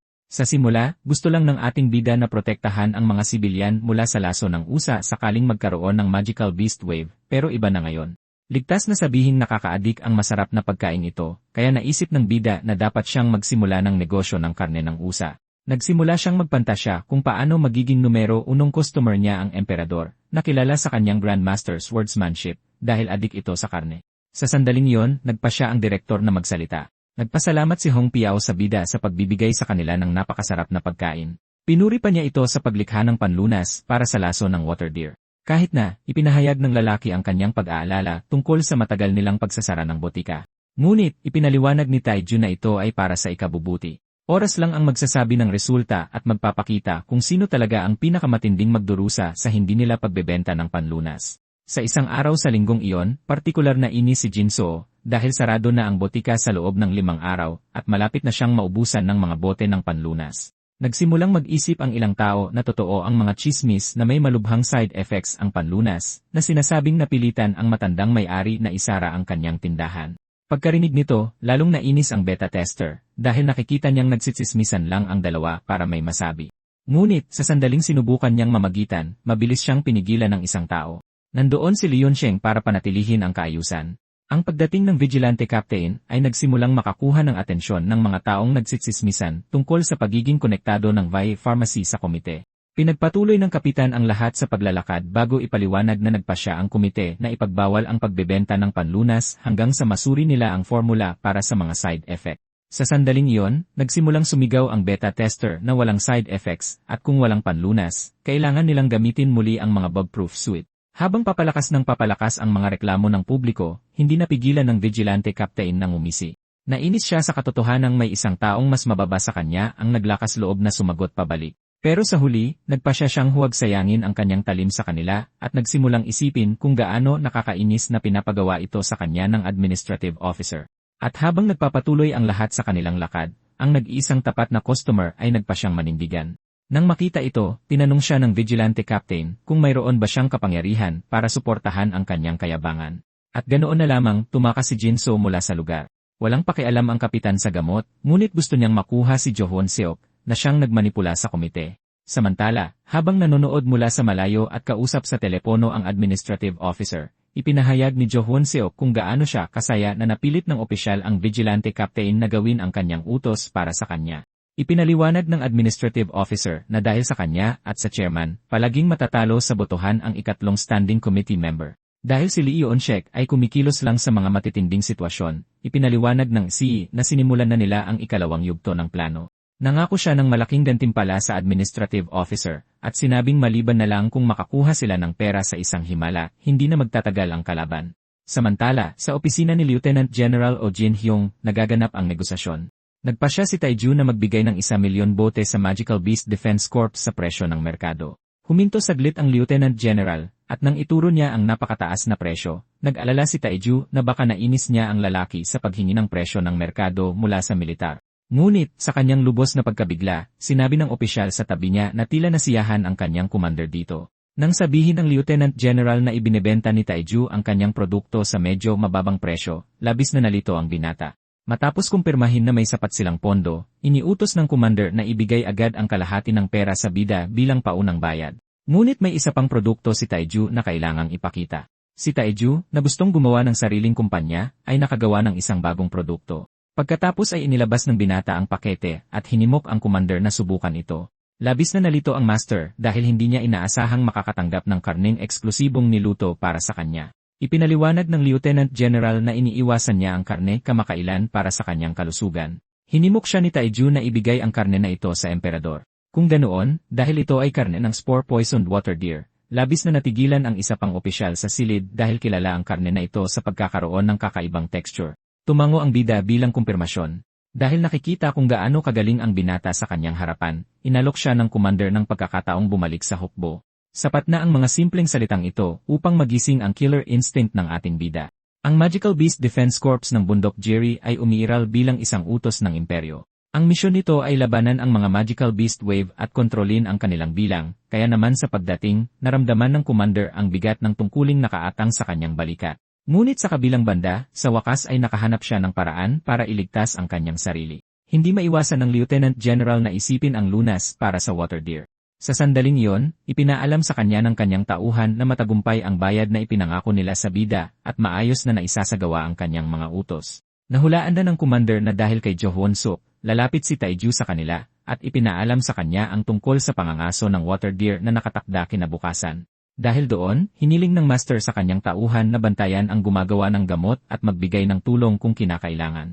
Pinuri naman ang general ang adjutant, na sa kabila ng walang koneksyon, ay palaging nagpapakita ng walang kapintasang resulta. Natuwa ang lalaki dahil sa wakas ay kinikilala na siya ng kanyang nakatataas. Sa sandaling iyon, itinaas ng commander ang kanyang boses at ipinatong ang kanyang kamay sa balikat ng kanyang tauhan. Hindi napigilan ng general na maiyak habang hinihimok niya ang adjutant na sumabay sa kanya sa pag-angat sa ranggo hanggang sa maabot nila ang emperador. At ganoon na nga, nagsimulang isigaw ng dalawa ang pangalan ng ating bida. Samantala, sa bagong tayong tirahan ng mga Kim, sinasabi ng may-ari na hindi siya nakakaranas ng anumang problema sa pagbuo ng kanyang kumpanya. Nag-alok ang matanda na asikasuhin ang lahat ng papeles sa sandaling pumili ng pangalan ang ating bida para dito. Sobrang saya ni Taiju na matagumpay niyang napirmahan ang kontrata sa militar at nakatanggap sila ng malaking suporta mula sa Lieutenant General. Mukhang karapat-dapat ang commander sa kanyang posisyon dahil mabilis niyang ipinaalam sa publiko na pumirma siya ng eksklusibong kontrata sa ating bida. Ipinaliwanag naman ni Bats Hongpyo kung paano niya ginamit ang 25,000,000 na paunang bayad mula sa militar para bayaran ang kanilang utang. Ngunit nilinaw din niya na isinara na niya ang kanyang mga account sa partikular na bangkong ito dahil sa laki ng problemang idinulot nito sa kanya. Sinabi ni Taiju na ito ang tamang desisyon at hinimok siyang gamitin ang natitirang pera para sa kapakanan ng ampunan. Pagkatapos ay nilinaw niya na pagkatapos pag-isipan, magiging mahirap ang pagpapatakbo ng isang kumpanya ng mag-isa. Kaya't idineklara niya na kailangan niya ng isang mapagkakatiwalaang kasosyo. At ganoon na nga, inalok niya ang matandang parmasyutiko ng pagkakataong maging co-owner ng kanyang kumpanya. Nag-alinlangan ang direktor ng ampunan kung kaya niyang punan ang ganoong kalaking responsibilidad dahil ang kanyang kakayahan ay para lamang sa isang maliit na parmasya, ngunit iba ang iniisip ng bida. Si Taiji ay isang henyo sa gamot. Ngunit pagdating sa mundo ng negosyo, siya ay lubos na walang alam, kaya naman kailangan niya ng tulong. Hindi inaasahan ni Hongpyo na ituturing siyang isang maaasahang kasosyo ng kanyang tagapagpala, kaya sa huli, pumayag siya. Ngunit iginiit ng matanda na 0% lang ng kita ang kukunin niya, pero tumanggi ang bida. Dahil ang kanyang kasosyo ang mag-isang mamamahala sa mga operasyon, iginiit niyang dapat itong makakuha ng hindi bababa sa 30% ng mga share. Sa huli, pumayag si Hongpyo, ngunit sinabing hindi siya ang mamamahala dahil mayroon siyang mas angkop na tao para sa posisyon. Ang tinutukoy ng matanda ay si Baekso Yeon, na minsan nang nakilala ng ating bida sa bunker ng ampunan. Ayon sa kanya, ito ang kanyang pinakamatalinong anak, kaya't agad niya itong kokontakin. 2 dekada ng direktor ng ampunan si Hongpyo, ibig sabihin ay konektado siya sa maraming miyembro ng lipunan na may iba't ibang propesyon na nagpapalakas sa kanya. At dahil doon, nakasiguro ang bida na tama ang desisyon na gawin siyang co-owner. Iminungkahi ni Taiju na pagsamahin ang kanilang mga pangalan para pangalanan ang kumpanya at naisip ang Taihang Bao. Sa sandaling iyon, idineklara ng matanda na kinontak na niya ang ilan sa kanyang mga pinakamatatandang anak na naging mga awakener. Labis itong ikinalito ng bida. Ayon sa matanda, masamang tao ang si ng Yajay Pharmacy, kaya naman kailangan ni Taiju ng mga bodyguard. Idineklara ng binata na hindi niya kailangan ng proteksyon at hinimok ang kanyang mga bodyguard na protektahan ang kanilang tahanan. Labis itong ikinagulat ng matanda dahil tila may alas ang kanyang kasosyo. Gayunpaman, masasabing ang bida, na walang mga marka, ay hindi isang makapangyarihang awakener, ibig sabihin ay marahil umaasa siya sa kanyang karanasan bilang isang sundalo. Sa sandaling iyon, napansin ng bida ang tingin sa kanyang mga mata. Dahil napagkamalan ang kanyang pag-aalala bilang kawalan ng tiwala, tiniyak ni Hong Piao na hindi ito ang kaso. Dahil doon, nagpa siya ang bida na gumamit ng ibang paraan. Hiningi niya na tawagin ng direktor ng ampunan ang lahat ng bodyguard kaagad. Gustong patunayan ni Taiji ang kanyang kapangyarihan at subukan ang panlunas laban sa laso ng USA, at ang pinakamahusay na paraan para gawin iyon ay ang sumama sa kanila sa isang pangangaso. Nang araw ding iyon, sa hangganan ng Magical Beast, nagsimulang umusad ang grupo sa kagubatan. Nagsimulang humanga ang ilan sa mga ulila sa napakamahal na coat ng gumagawa ng gamot, pati na rin sa kanyang magagandang gamit. Pero kahit ganoon, nag-aalala sila para sa kanya sa pag-aakalang mahina siya. Dahil doon, tinapik ng isa sa kanila ang balikat ng kanilang bagong boss. Ang 25 taong gulang na si Baek Chang-hoon, na isang user rank, ay nagpa siyang mauna sa paglalakad dahil papasok sila sa teritoryo ng mga Magic Beast upang masiguro ang kanyang kaligtasan. Humingi si Tai Chiu na tawagin siyang Hyungnam, isang termino na tumutukoy sa isang taong hindi gaanong nakakatanda kaysa sa Awakener. Pagkatapos ay ipinaliwanag ng Espadatsin na, sa kabila ng magandang stats nito, maaaring makasagabal ang quote, at bilang isang user, mas magaling siyang mandirigma kaysa sa bida. Sa pag-akalang lumampas siya sa kanyang linya, agad na humingi ng paumanhin ang ulila. Nilinaw ni Taichu na naiintindihan niya ang kanyang pag-aalala dahil wala siyang marka. Ngunit iminungkahi niyang iwan muna ang usapan hanggang sa matapos nilang harapin ang problema. Ito'y pumukaw sa interes ng Espadatsin. Noon lang niya napansin ang hindi mabilang na mga matang bumubukas sa itaas ng kanyang ulo. Nagsimulang manginig ang mga Awakener nang mamataan ang mga Storm Marten. At ganoon na nga, inilunsad ng mga halimaw ang kanilang pag-atake. Sa harap ng panganib, inihanda ng mga bodyguard ang kanilang sarili para sa laban. Hindi inaasahan ni Chang-hoon na ganoon kabilis lilitaw ang mga halimaw. Dahil doon, nagpa siya ang gumagawa ng gamot na kumilos. Mula sa kanyang mga bulsa, naglabas siya ng isang grupo ng mga pako pati na rin ilang bola ng golf. Inihanda ng bida ang kanyang sarili at sabay-sabay na pinakawalan ang lahat ng ito. Ito ang kanyang teknik, Dagger Burst. Lubos na natulala ang kanyang bodyguard. Kahit na mahina, dahil gumagalaw sila sa malalaking grupo, dapat seryosohin ang mga Storm Marten. Ngunit mayroong isang hindi kapanipaniwalang nangyayari sa mga nilalang na ito na magdudulot ng takot sa puso ng isang user rank. Sila ay ganap na nadurog. At higit sa lahat, hindi man lang pinagpawisan ang salarin. Nainis ang bida sa grupong ito. Ayon sa kanya, napakakaawa-awa nito na namatay ito bago pa man niya magamit ang kanyang mga punyal dito. Hindi kayang saktan ni Taiju ang mga anak ng dating may-ari. Upang mabilis na matalo ang kalaban, gumamit siya ng mga nakatagong sandata na kilala bilang Torrential Rain, Pure Blossom Needles at Iron Pellets. Ang pangunahing problema para sa ating bida ay ang katotohanang hindi na mababawi ang mga sandatang ito na nangangahulugang malaki ang mababawa sa kanyang pera. Sabik si Taiju na maabot ang ikapitong bituin upang sa wakas ay makuha ang retrieval skill. Sa sandaling iyon, nilapitan ng batang Espadatsin ang ating bida at tinanong kung isa ba siya sa mga master na kayang itago ang kanilang mga marka. Nilinaw ni Taizu na hindi siya isang Awakener sa simula pa lang at siya na ang mangunguna. Sinubukan ni Chang na mangatwiran na siya ang inatasang magprotekta sa kanya. Ngunit habang walang kahirap-hirap na nanguna si Taizu, nagsimulang magtaka ang binata kung sino ba talaga siya. Kalaunan, pagkatapos maglakad sa matataas na damo, sa wakas ay natanaw na ang biktima. Isang water deer ang namataan.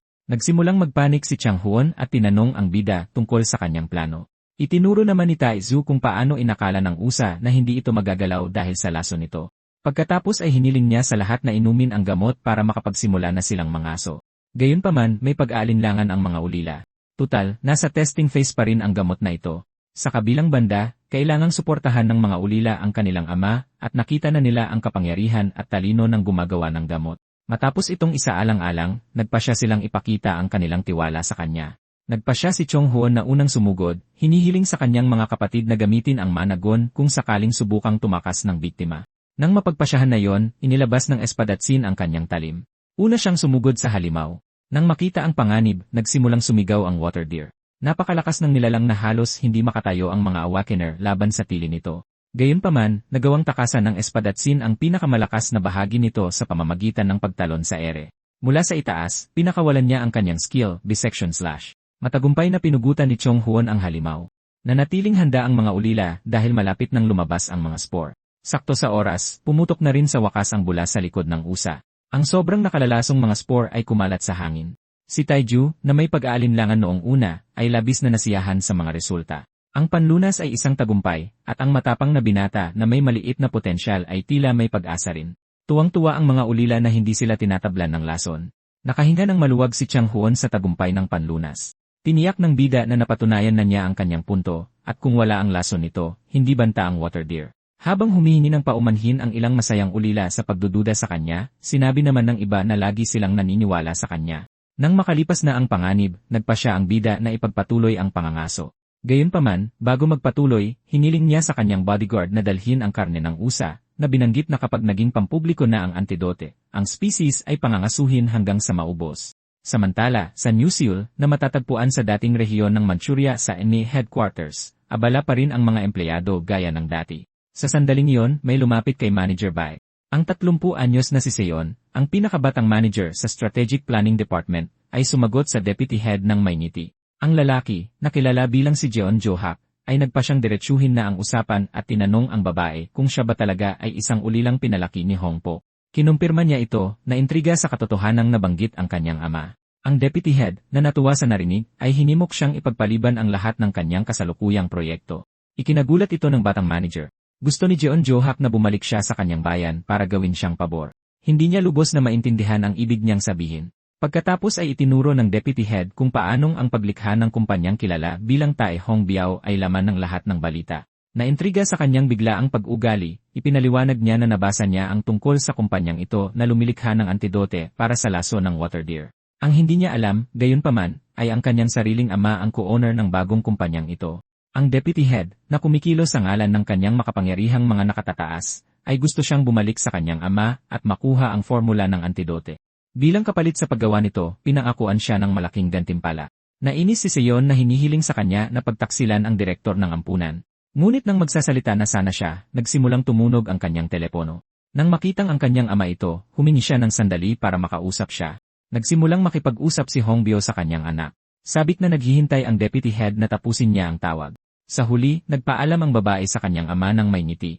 Dahil doon, tinanong niya ang kanyang pinal na desisyon. Nagpa siya si Seon na bumalik sa kanyang bayan. Sa una, tila magandang balita ito para sa nakakalbong lalaki. Pagkatapos, bigla na lang, inihagis niya ang kanyang badge sa kanya. Nagpa siya ang pinakabatang manager sa kumpanya na mag-resign sa kanyang trabaho. Nagsawa na siya sa pagkakita sa isang taong kasing baba ng deputy head na sinusubukang yurakan ang ibang tao. Matapos iyon, umalis na siya, at pinakyuhan ang kanyang dating boss na sumisigaw sa galit. Kinagabihan, sa loob ng gusaling pag-aari ng ating bida, masipag na nagtatrabaho ang mga ulila.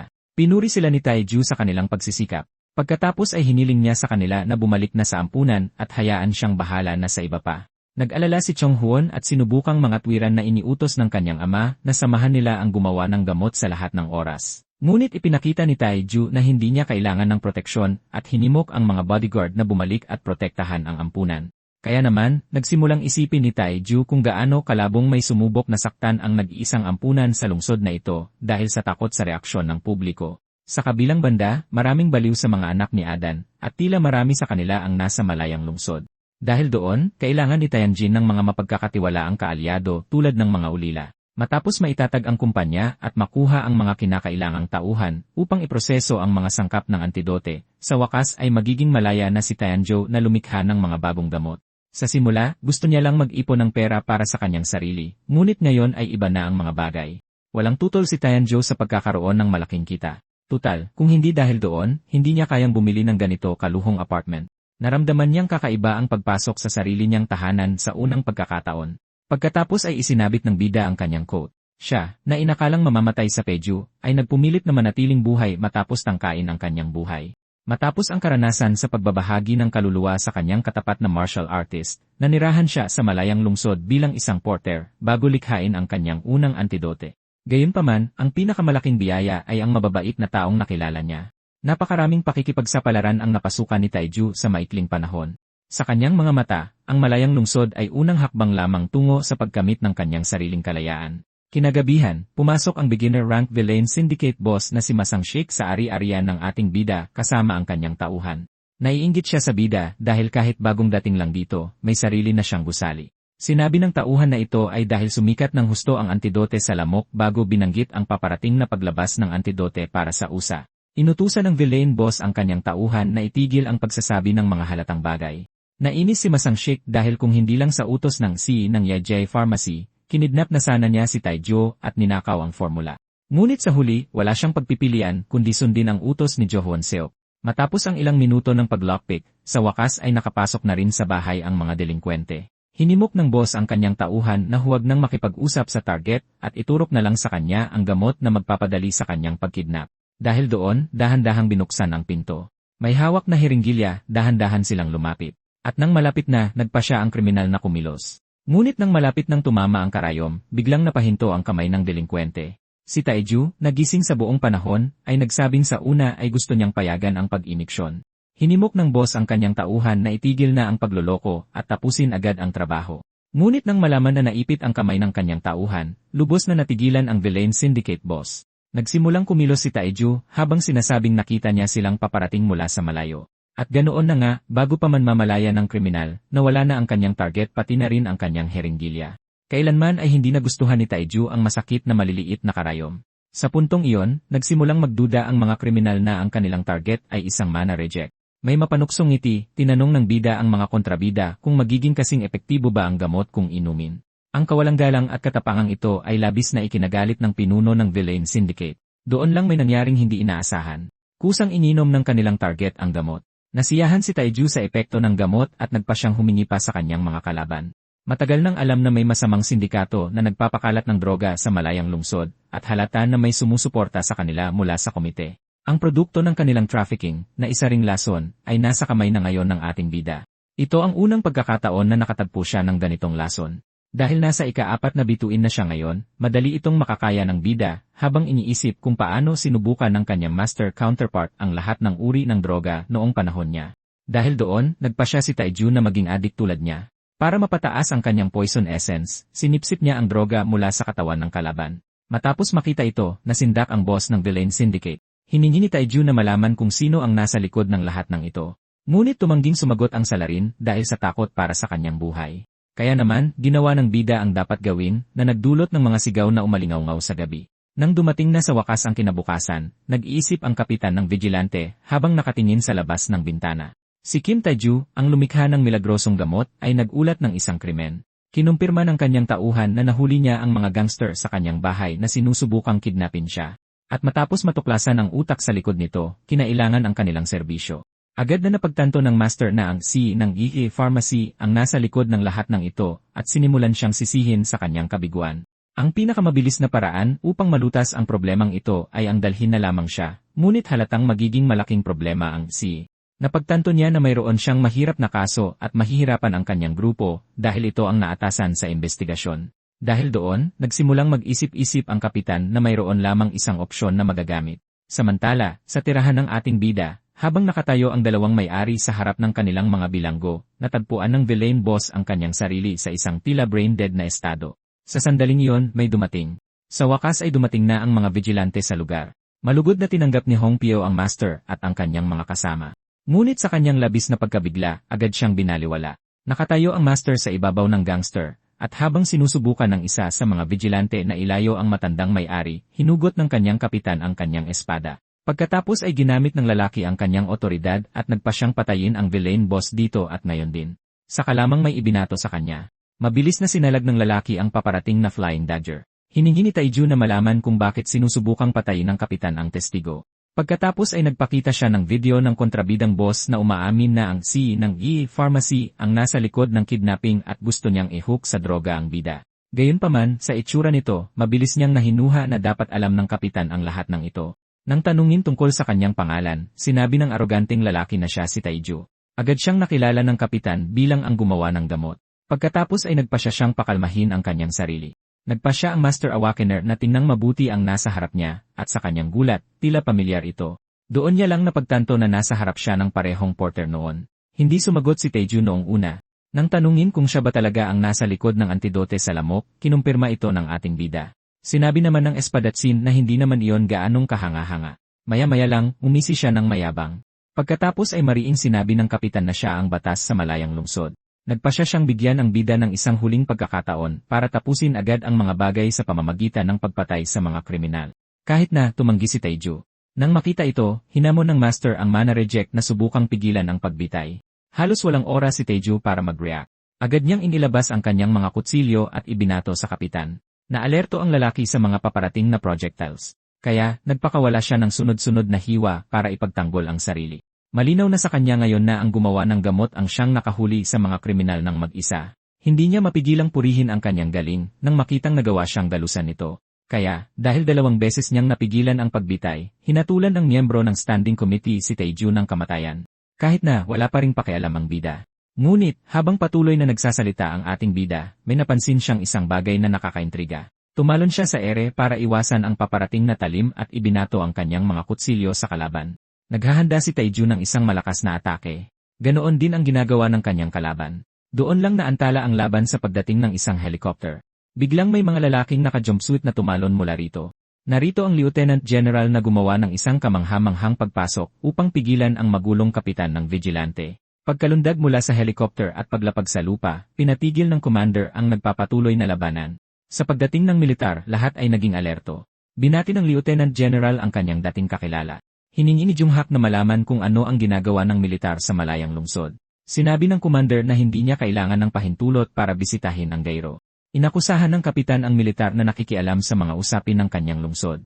Nilinaw ng makapangyarihang awakener na hindi siya nandoon bilang isang lieutenant general. Sinabi ni Oh Jin-hong na nandoon siya bilang isang sibilyan. Dahil doon, iminungkahi niya sa kapwa master na huwag silang mangialam sa usapin ng isa't isa. Masasabing lubos itong ikinagalit niya. Dahil doon, nagmadali ang sibilyan para tingnan ang kanyang kaibigan na nagsabing hindi siya nasaktan. Kahit na, hinimok siya ng ilan na humingi ng hustisya. Sinabi ng master rank na Major General na si Gudjon Yaong na pababagsakin niya ang sinumang mambastos sa nagbigay sa kanila ng antidote. Isa pang master rank na kilala bilang Park Pil-sung ang nag-alok na bigyan siya ng ilan sa kanyang mga tauhan bilang bodyguard. Iminungkahi ng ikatlong major na kilala bilang Hong Jontai na kumuha siya ng gamot. Nang makita ito, inakala ng kapitan ng vigilante na kilala na ni Taeju ang mga malalakas na bruskong ito mula sa militar dahil Brigadier General ang kanyang ama. Kaya, nagpa siya siyang lunukin ang kanyang pride at umalis na. Inimbitahan siya ni Oh Jin-hyung na manatili pa ng kaunti, ngunit sinabi ni Master Lee na, hindi tulad nila, abala siyang tao. Gayunpaman, sinabi ng sundalo na tila hindi naman siya abala. Nang hilinging magpaliwanag, pinuna ng Lieutenant General ang kapitan ng vigilante sa kanyang mahinang trabaho. Nang makitang may mga delinkwenteng gumagala pa rin sa mga lansangan ng kanyang lungsod, nang alukin ng backup, agad niya itong tinanggihan. At dahil doon, nagpa siya ang kapitan na kunin ang kanyang mga bilanggo at umalis. Idineklara naman ni Bo Jin-hyung na sa kanya na ang mga delinkwente. Itinuring ito ng miyembro ng komite bilang pakikialam ng militar. Nang kumprontahin tungkol dito, ipinaliwanag ng Lieutenant General na kailangan niyang parusahan sila dahil sinubukan nilang saktan ang kanyang kaibigan. Sinubukang gamitin ni Junghak ang Imperial Decree, kaya nagpa siya ang kanyang kalaban na gumamit ng ibang paraan. Ipinaalala sa kanya ni Oh Jin-hong na kahit pareho silang mga master, malayo sila sa pagiging magkapantay. Sa sandaling iyon, nagsimulang pagpawisan ang kapitan. Mariing nilinaw ni Oh Jin-hong na walang pakialam ang emperador na parusahan siya kung kukunin niya ang kanyang buhay doon mismo. Habang ipinapaliwanag ng nanginginig na vigilante na magkakaroon ng mga kahihinatnan, pinagtawanan siya ng 3 pang master at sabik na naghintay ng utos na bugbugin siya. Sa sandaling iyon, napagtanto ni Junghak na nasa mahirap siyang sitwasyon. Nang makitang nanginginig ang kanyang mga tauhan, napagtanto niyang wala siyang pagpipilian. Dahil doon, nagpa siya siyang tahimik na umatras. Napansin ni Oh Jin-hyung na matagal nang nasanay sa layaw ang kapitan sa loob ng sarili niyang lungsod. Dahil doon, nagpasalamat ang bida sa kanyang tagapagligtas. Handa ang Lieutenant General na gawin ang lahat para tulungan ang isang kaalyado. Lumalabas na nagmadali sila sa lugar sa sandaling tawagan sila ni Hong Pyo. At ganoon lang, naiwasan ang pinakamasama. Dahil sa pakikialam ng Lieutenant General, parehong hindi nasaktan ang bida at ang kanyang kasosyo sa negosyo. Higit sa lahat, napanatili pa nila ang kanilang mga testigo. Sa sandaling nabanggit ang mga delinkwente, sinabi ni Oh Jin-hyung na kukunin niya sila para pabagsakin ang kanilang mastermind, ngunit sinubukan ni Taeju na linawin na ang problemang ito ay para sa kanya lamang. Ngunit tila iba ang iniisip ng sundalo, dahil malalagay sa panganib ang buong militar kung pakikialaman ng kaaway ang produksyon ng antidote. Nilinaw pa niya na hindi na kailangang harapin ng gumawa ng gamot ang kapitan ng vigilante. Dahil dito, napaisip si Taeju kung paanong ang kanyang 4th star na lason ay tila masyado pang mahina para makaapekto sa isang master. Tila hindi siya naapektuhan nito. At kung hindi dahil sa pakikialam ng Lieutenant General, hindi magmumukhang tiyak ang tagumpay kaysa sa pagkatalo. Dahil doon, nais ni Taeju na magkaroon ng mas maraming kapangyarihan upang hindi na muling maging walang magawa. Samantala, nagsimulang isipin ng kapitan ng vigilante kung paano niya gustong mamatay ang bida at ang commander. Doon niya lang napagtanto na nagalusan siya ng mga ibinatong kutsilyo ng bida. Nagsimula siyang mag-isip na may lason ang mga yon. Sa sandaling iyon, tinamaan si Junghak ng bigla ang sakit. Nagsimula nang kumalat ang lason. Sa sandaling iyon, napagtanto niyang nasa mahirap siyang sitwasyon. Mabilis na napansin ng kanyang tauhan na may mali. Kaya, inutusan siyang dalhin agad ito sa ospital. Dahil doon, humarurot ang vigilante, at ganoon lang, isang master ang labis na humina. Kalaunan, habang lumilipad sa himpapawid, binantayan ng lahat ng tauhan ng militar ang mga bilanggo. Dahil sa takot para sa kanyang buhay, nangako ang boss ng sindikato ng mga kontrabida na sasabihin ang lahat, ngunit sinabi ng general na hindi kailangan ang kanyang testimonya. Dahil doon, lumingon siya sa isa sa kanyang mga tauhan. Agad na hinawakan ng tauhan ang hawakan at binuksan ang pinto ng chopper. Sa sandaling iyon, napuno ng takot ang mga kriminal nang utusan ang lalaki na itapon sila palabas. At ganoon lang, sinapit ng 4 na kriminal ang isang malamig at madurog na katapusan. Natapos na ang gawain. Inutusan naman si Joong T na tiyaking sasapitin din ng CEO ng Yojay Pharmacy ang parehong kapalaran. Nag-utos pa ang commander na magtalaga ng ilang tropa para protektahan ang kumpanya ng bida. Sa wakas ay nagkaroon na ng pagkakataon si Oh Jin Hyung na mapalapit kay Kim Tae-ju. Samantala, sa istasyon ng tren, nakatanggap si Seong ng tawag mula kay Chang Hoon. Sinabi ng babae sa kanyang kapatid na kararating lang niya sa lungsod. Nagulat siya nang malaman na ang kasosyo ng kanilang ama ay nagbigay ng bilyon-bilyong won sa ampunan. At nang malaman na natapos na niya ang kanyang pangalawang antidote, lubos na natigilan si Seong dahil lumalabas na hindi pala manloloko si Tae-ju. Dahil doon, tinapos niya ang tawag pagpasok sa taxi. Sinabi ng dalaga sa driver na ihatid siya sa bahay. Sigurado na siyang hindi masasayang ang pagbalik niya sa lungsod. Di nagtagal, sa ampunan ng matandang may-ari, masigla pa rin ang mga bata gaya ng dati. Masaya si Hong Pyo na makitang dumating ang isa sa kanyang mga alaga. Kinumpirma ng dalaga na nagmadali siyang umuwi nang tumawag ang kanyang ama. Nagpasalamat si Hong Pyo sa kanya at hiniling na sumama siya sa kanya. Nagtanong si So Yaong kung may selebrasyon at na-curious kung ano ang nasa kaldero, kaya sinabi ng matanda na ito ay spore-poisoned water deer. Nang malaman ito, labis siyang natigilan. Ibig sabihin, nagsasabi ng totoo ang kanyang kapatid tungkol sa antidote na kinumpirma ng kanyang ama. Pagkatapos ay iminungkahi ni Hong Pyo na makipagkita sa kanyang business partner na umaasang magiging abala ito. Nagpa siya ang bida na magbigay ng pagkain sa mga ulila. Dahil doon, nagpa siya ang matanda na magpatuloy sa pagpapakilala. Binati ni Tae-ju si So Yaong ng may ngiti. Gayunpaman, hindi ito ang kanilang unang pag-uusap. Humingi ng paumanhin ang babae sa pagiging bastos noon at ipinaliwanag na sabik siyang magtrabaho para sa kanilang kumpanya. Napanatag ang bida nang ipinangako nito na gagawin ang lahat para mapabuti ang Tae-ju. Ngunit, hindi lang siya ang nag-alok ng kanyang serbisyo. Habang nilalapitan siya ng isang tao, naintriga ang bida. Ang taong iyon ay si Major Du Min-soo, na itinalaga sa seguridad ng lugar na ito kasama ang 19 sa kanyang mga tauhan. Nagpapasalamat ang bida sa kanilang kabaitan, ngunit sinabi niyang baka wala siyang espasyo para sa 20 sundalo. Ngunit tiniyak ng Major na kaya nilang alagaan ang kanilang sarili. At ganoon na nga, muling nakipagtrabaho si Tae-ju sa militar. Nang anyayahan ang Major na sumali sa handaan, lihim siyang nasasabik sa karne ng water deer, kaya inutusan niya ang kanyang mga sundalo na ihanda ang lahat at kumain. Hindi na kailangang mag-isa ni Kim Tae-ju dahil sa wakas ay mayroon na siyang sariling mga tao. Samantala, sa kastilyo ng Malayang Lungsod, sa loob ng meeting room ng Autonomous Committee, inilalabas ang mga nakaraang krimen ng CEO ng Yejay Pharmacy. Nang tanungin kung inaamin niya ang kanyang mga krimen, walang nagawa ang lalaki kundi umaming may sala. Bukod sa pagiging bangkarot, si Jo Hoon Seok ay isa ng itinakwil. Buhay ang kanyang kaaway at hindi makontak ang asasin na kanyang inupahan. Ang mga pangyayari ay biglang lumala sa hindi inaasahang paraan. Dahil doon, naging limitado ang mga pagpipilian ng kriminal. May plano si Jo Hoon Seok na magtago muna hanggang sa humupa ang sitwasyon. Ngunit, habang papunta siya sa ligtas na lugar, isang pulang ilaw ang lumitaw, at isang motorsiklo ang lumabas mula sa likuran. Lumingon ang lalaki upang tingnan kung sino ang nasa kaliwang tainga niya, ngunit nakita lamang ang bakal na sumisira sa salamin malapit sa kanya. Dahil doon, lumitaw ang kulay pula. Ang mga upuan ay nabahiran ng dugo. Matapos isagawa ang kanyang mga utos, nagpa siya ang asasin na bumalik sa base. Samantala, sa ospital, nakikipaglaban para sa kanyang buhay ang kapitan ng vigilante. Sa sandaling iyon, pumasok ang kanyang tauhan dala ang hinihiling na gamit. Ito ay isang dekalidad na elixir na nilikha ng kumpanyang Marinette. Hiniling ito agad ng master. Walang pag-aaksaya ng oras, kinuha niya ang globo at kinain ito. At ganoon na nga, nalinis ang kanyang mga ugat sa lason.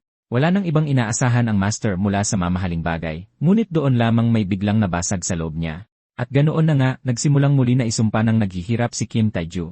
Habang lumalaki ang kumpanya, napagtanto ng may-ari na kailangan nila ng mas maraming gamot, kaya pumunta siya sa puso ng bundok para kunin ang apdo ng higanteng Moonbeer. Bukod sa mga gamot, kailangan niyang kumonsumo ng mga bagong lason para mapabuti ang kanyang martial arts. Matapos kumonsumo ng hindi maarok na dami ng lason ng USA, ang nakaabot sa ika-4 na bituin kamakailan ay malapit nang makamit ang ika-5. Doon lamang niya napansin ang isang bagay na nakakaintriga.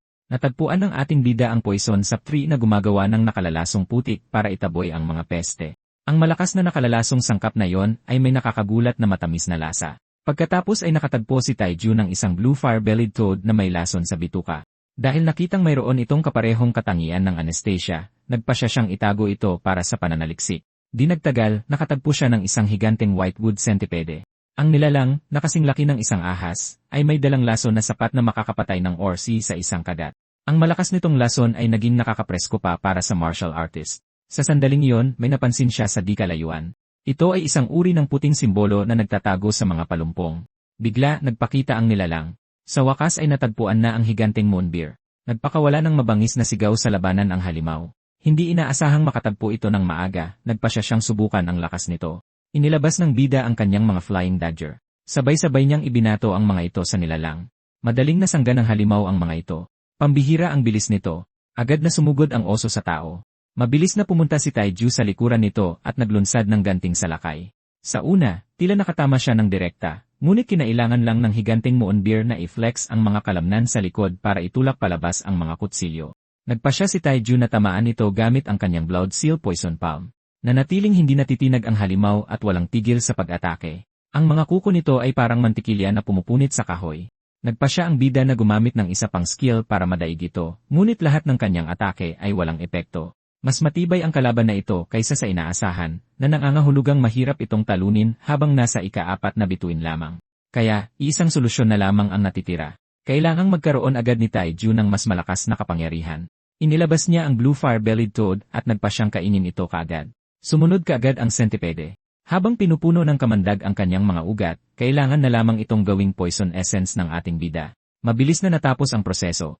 At ganoon na nga, sa wakas ay narating ng poisonous martial artist ang ika-5 bituin. Nagbago na ngayon ang hirap ng hamon. Nais gamitin ni Taiju ang isang bagong laruan mula sa arsenal ng Poison Clan, ang mga Blood Butterfly. Mabilis na sumugod ang mga metal na insekto sa oso.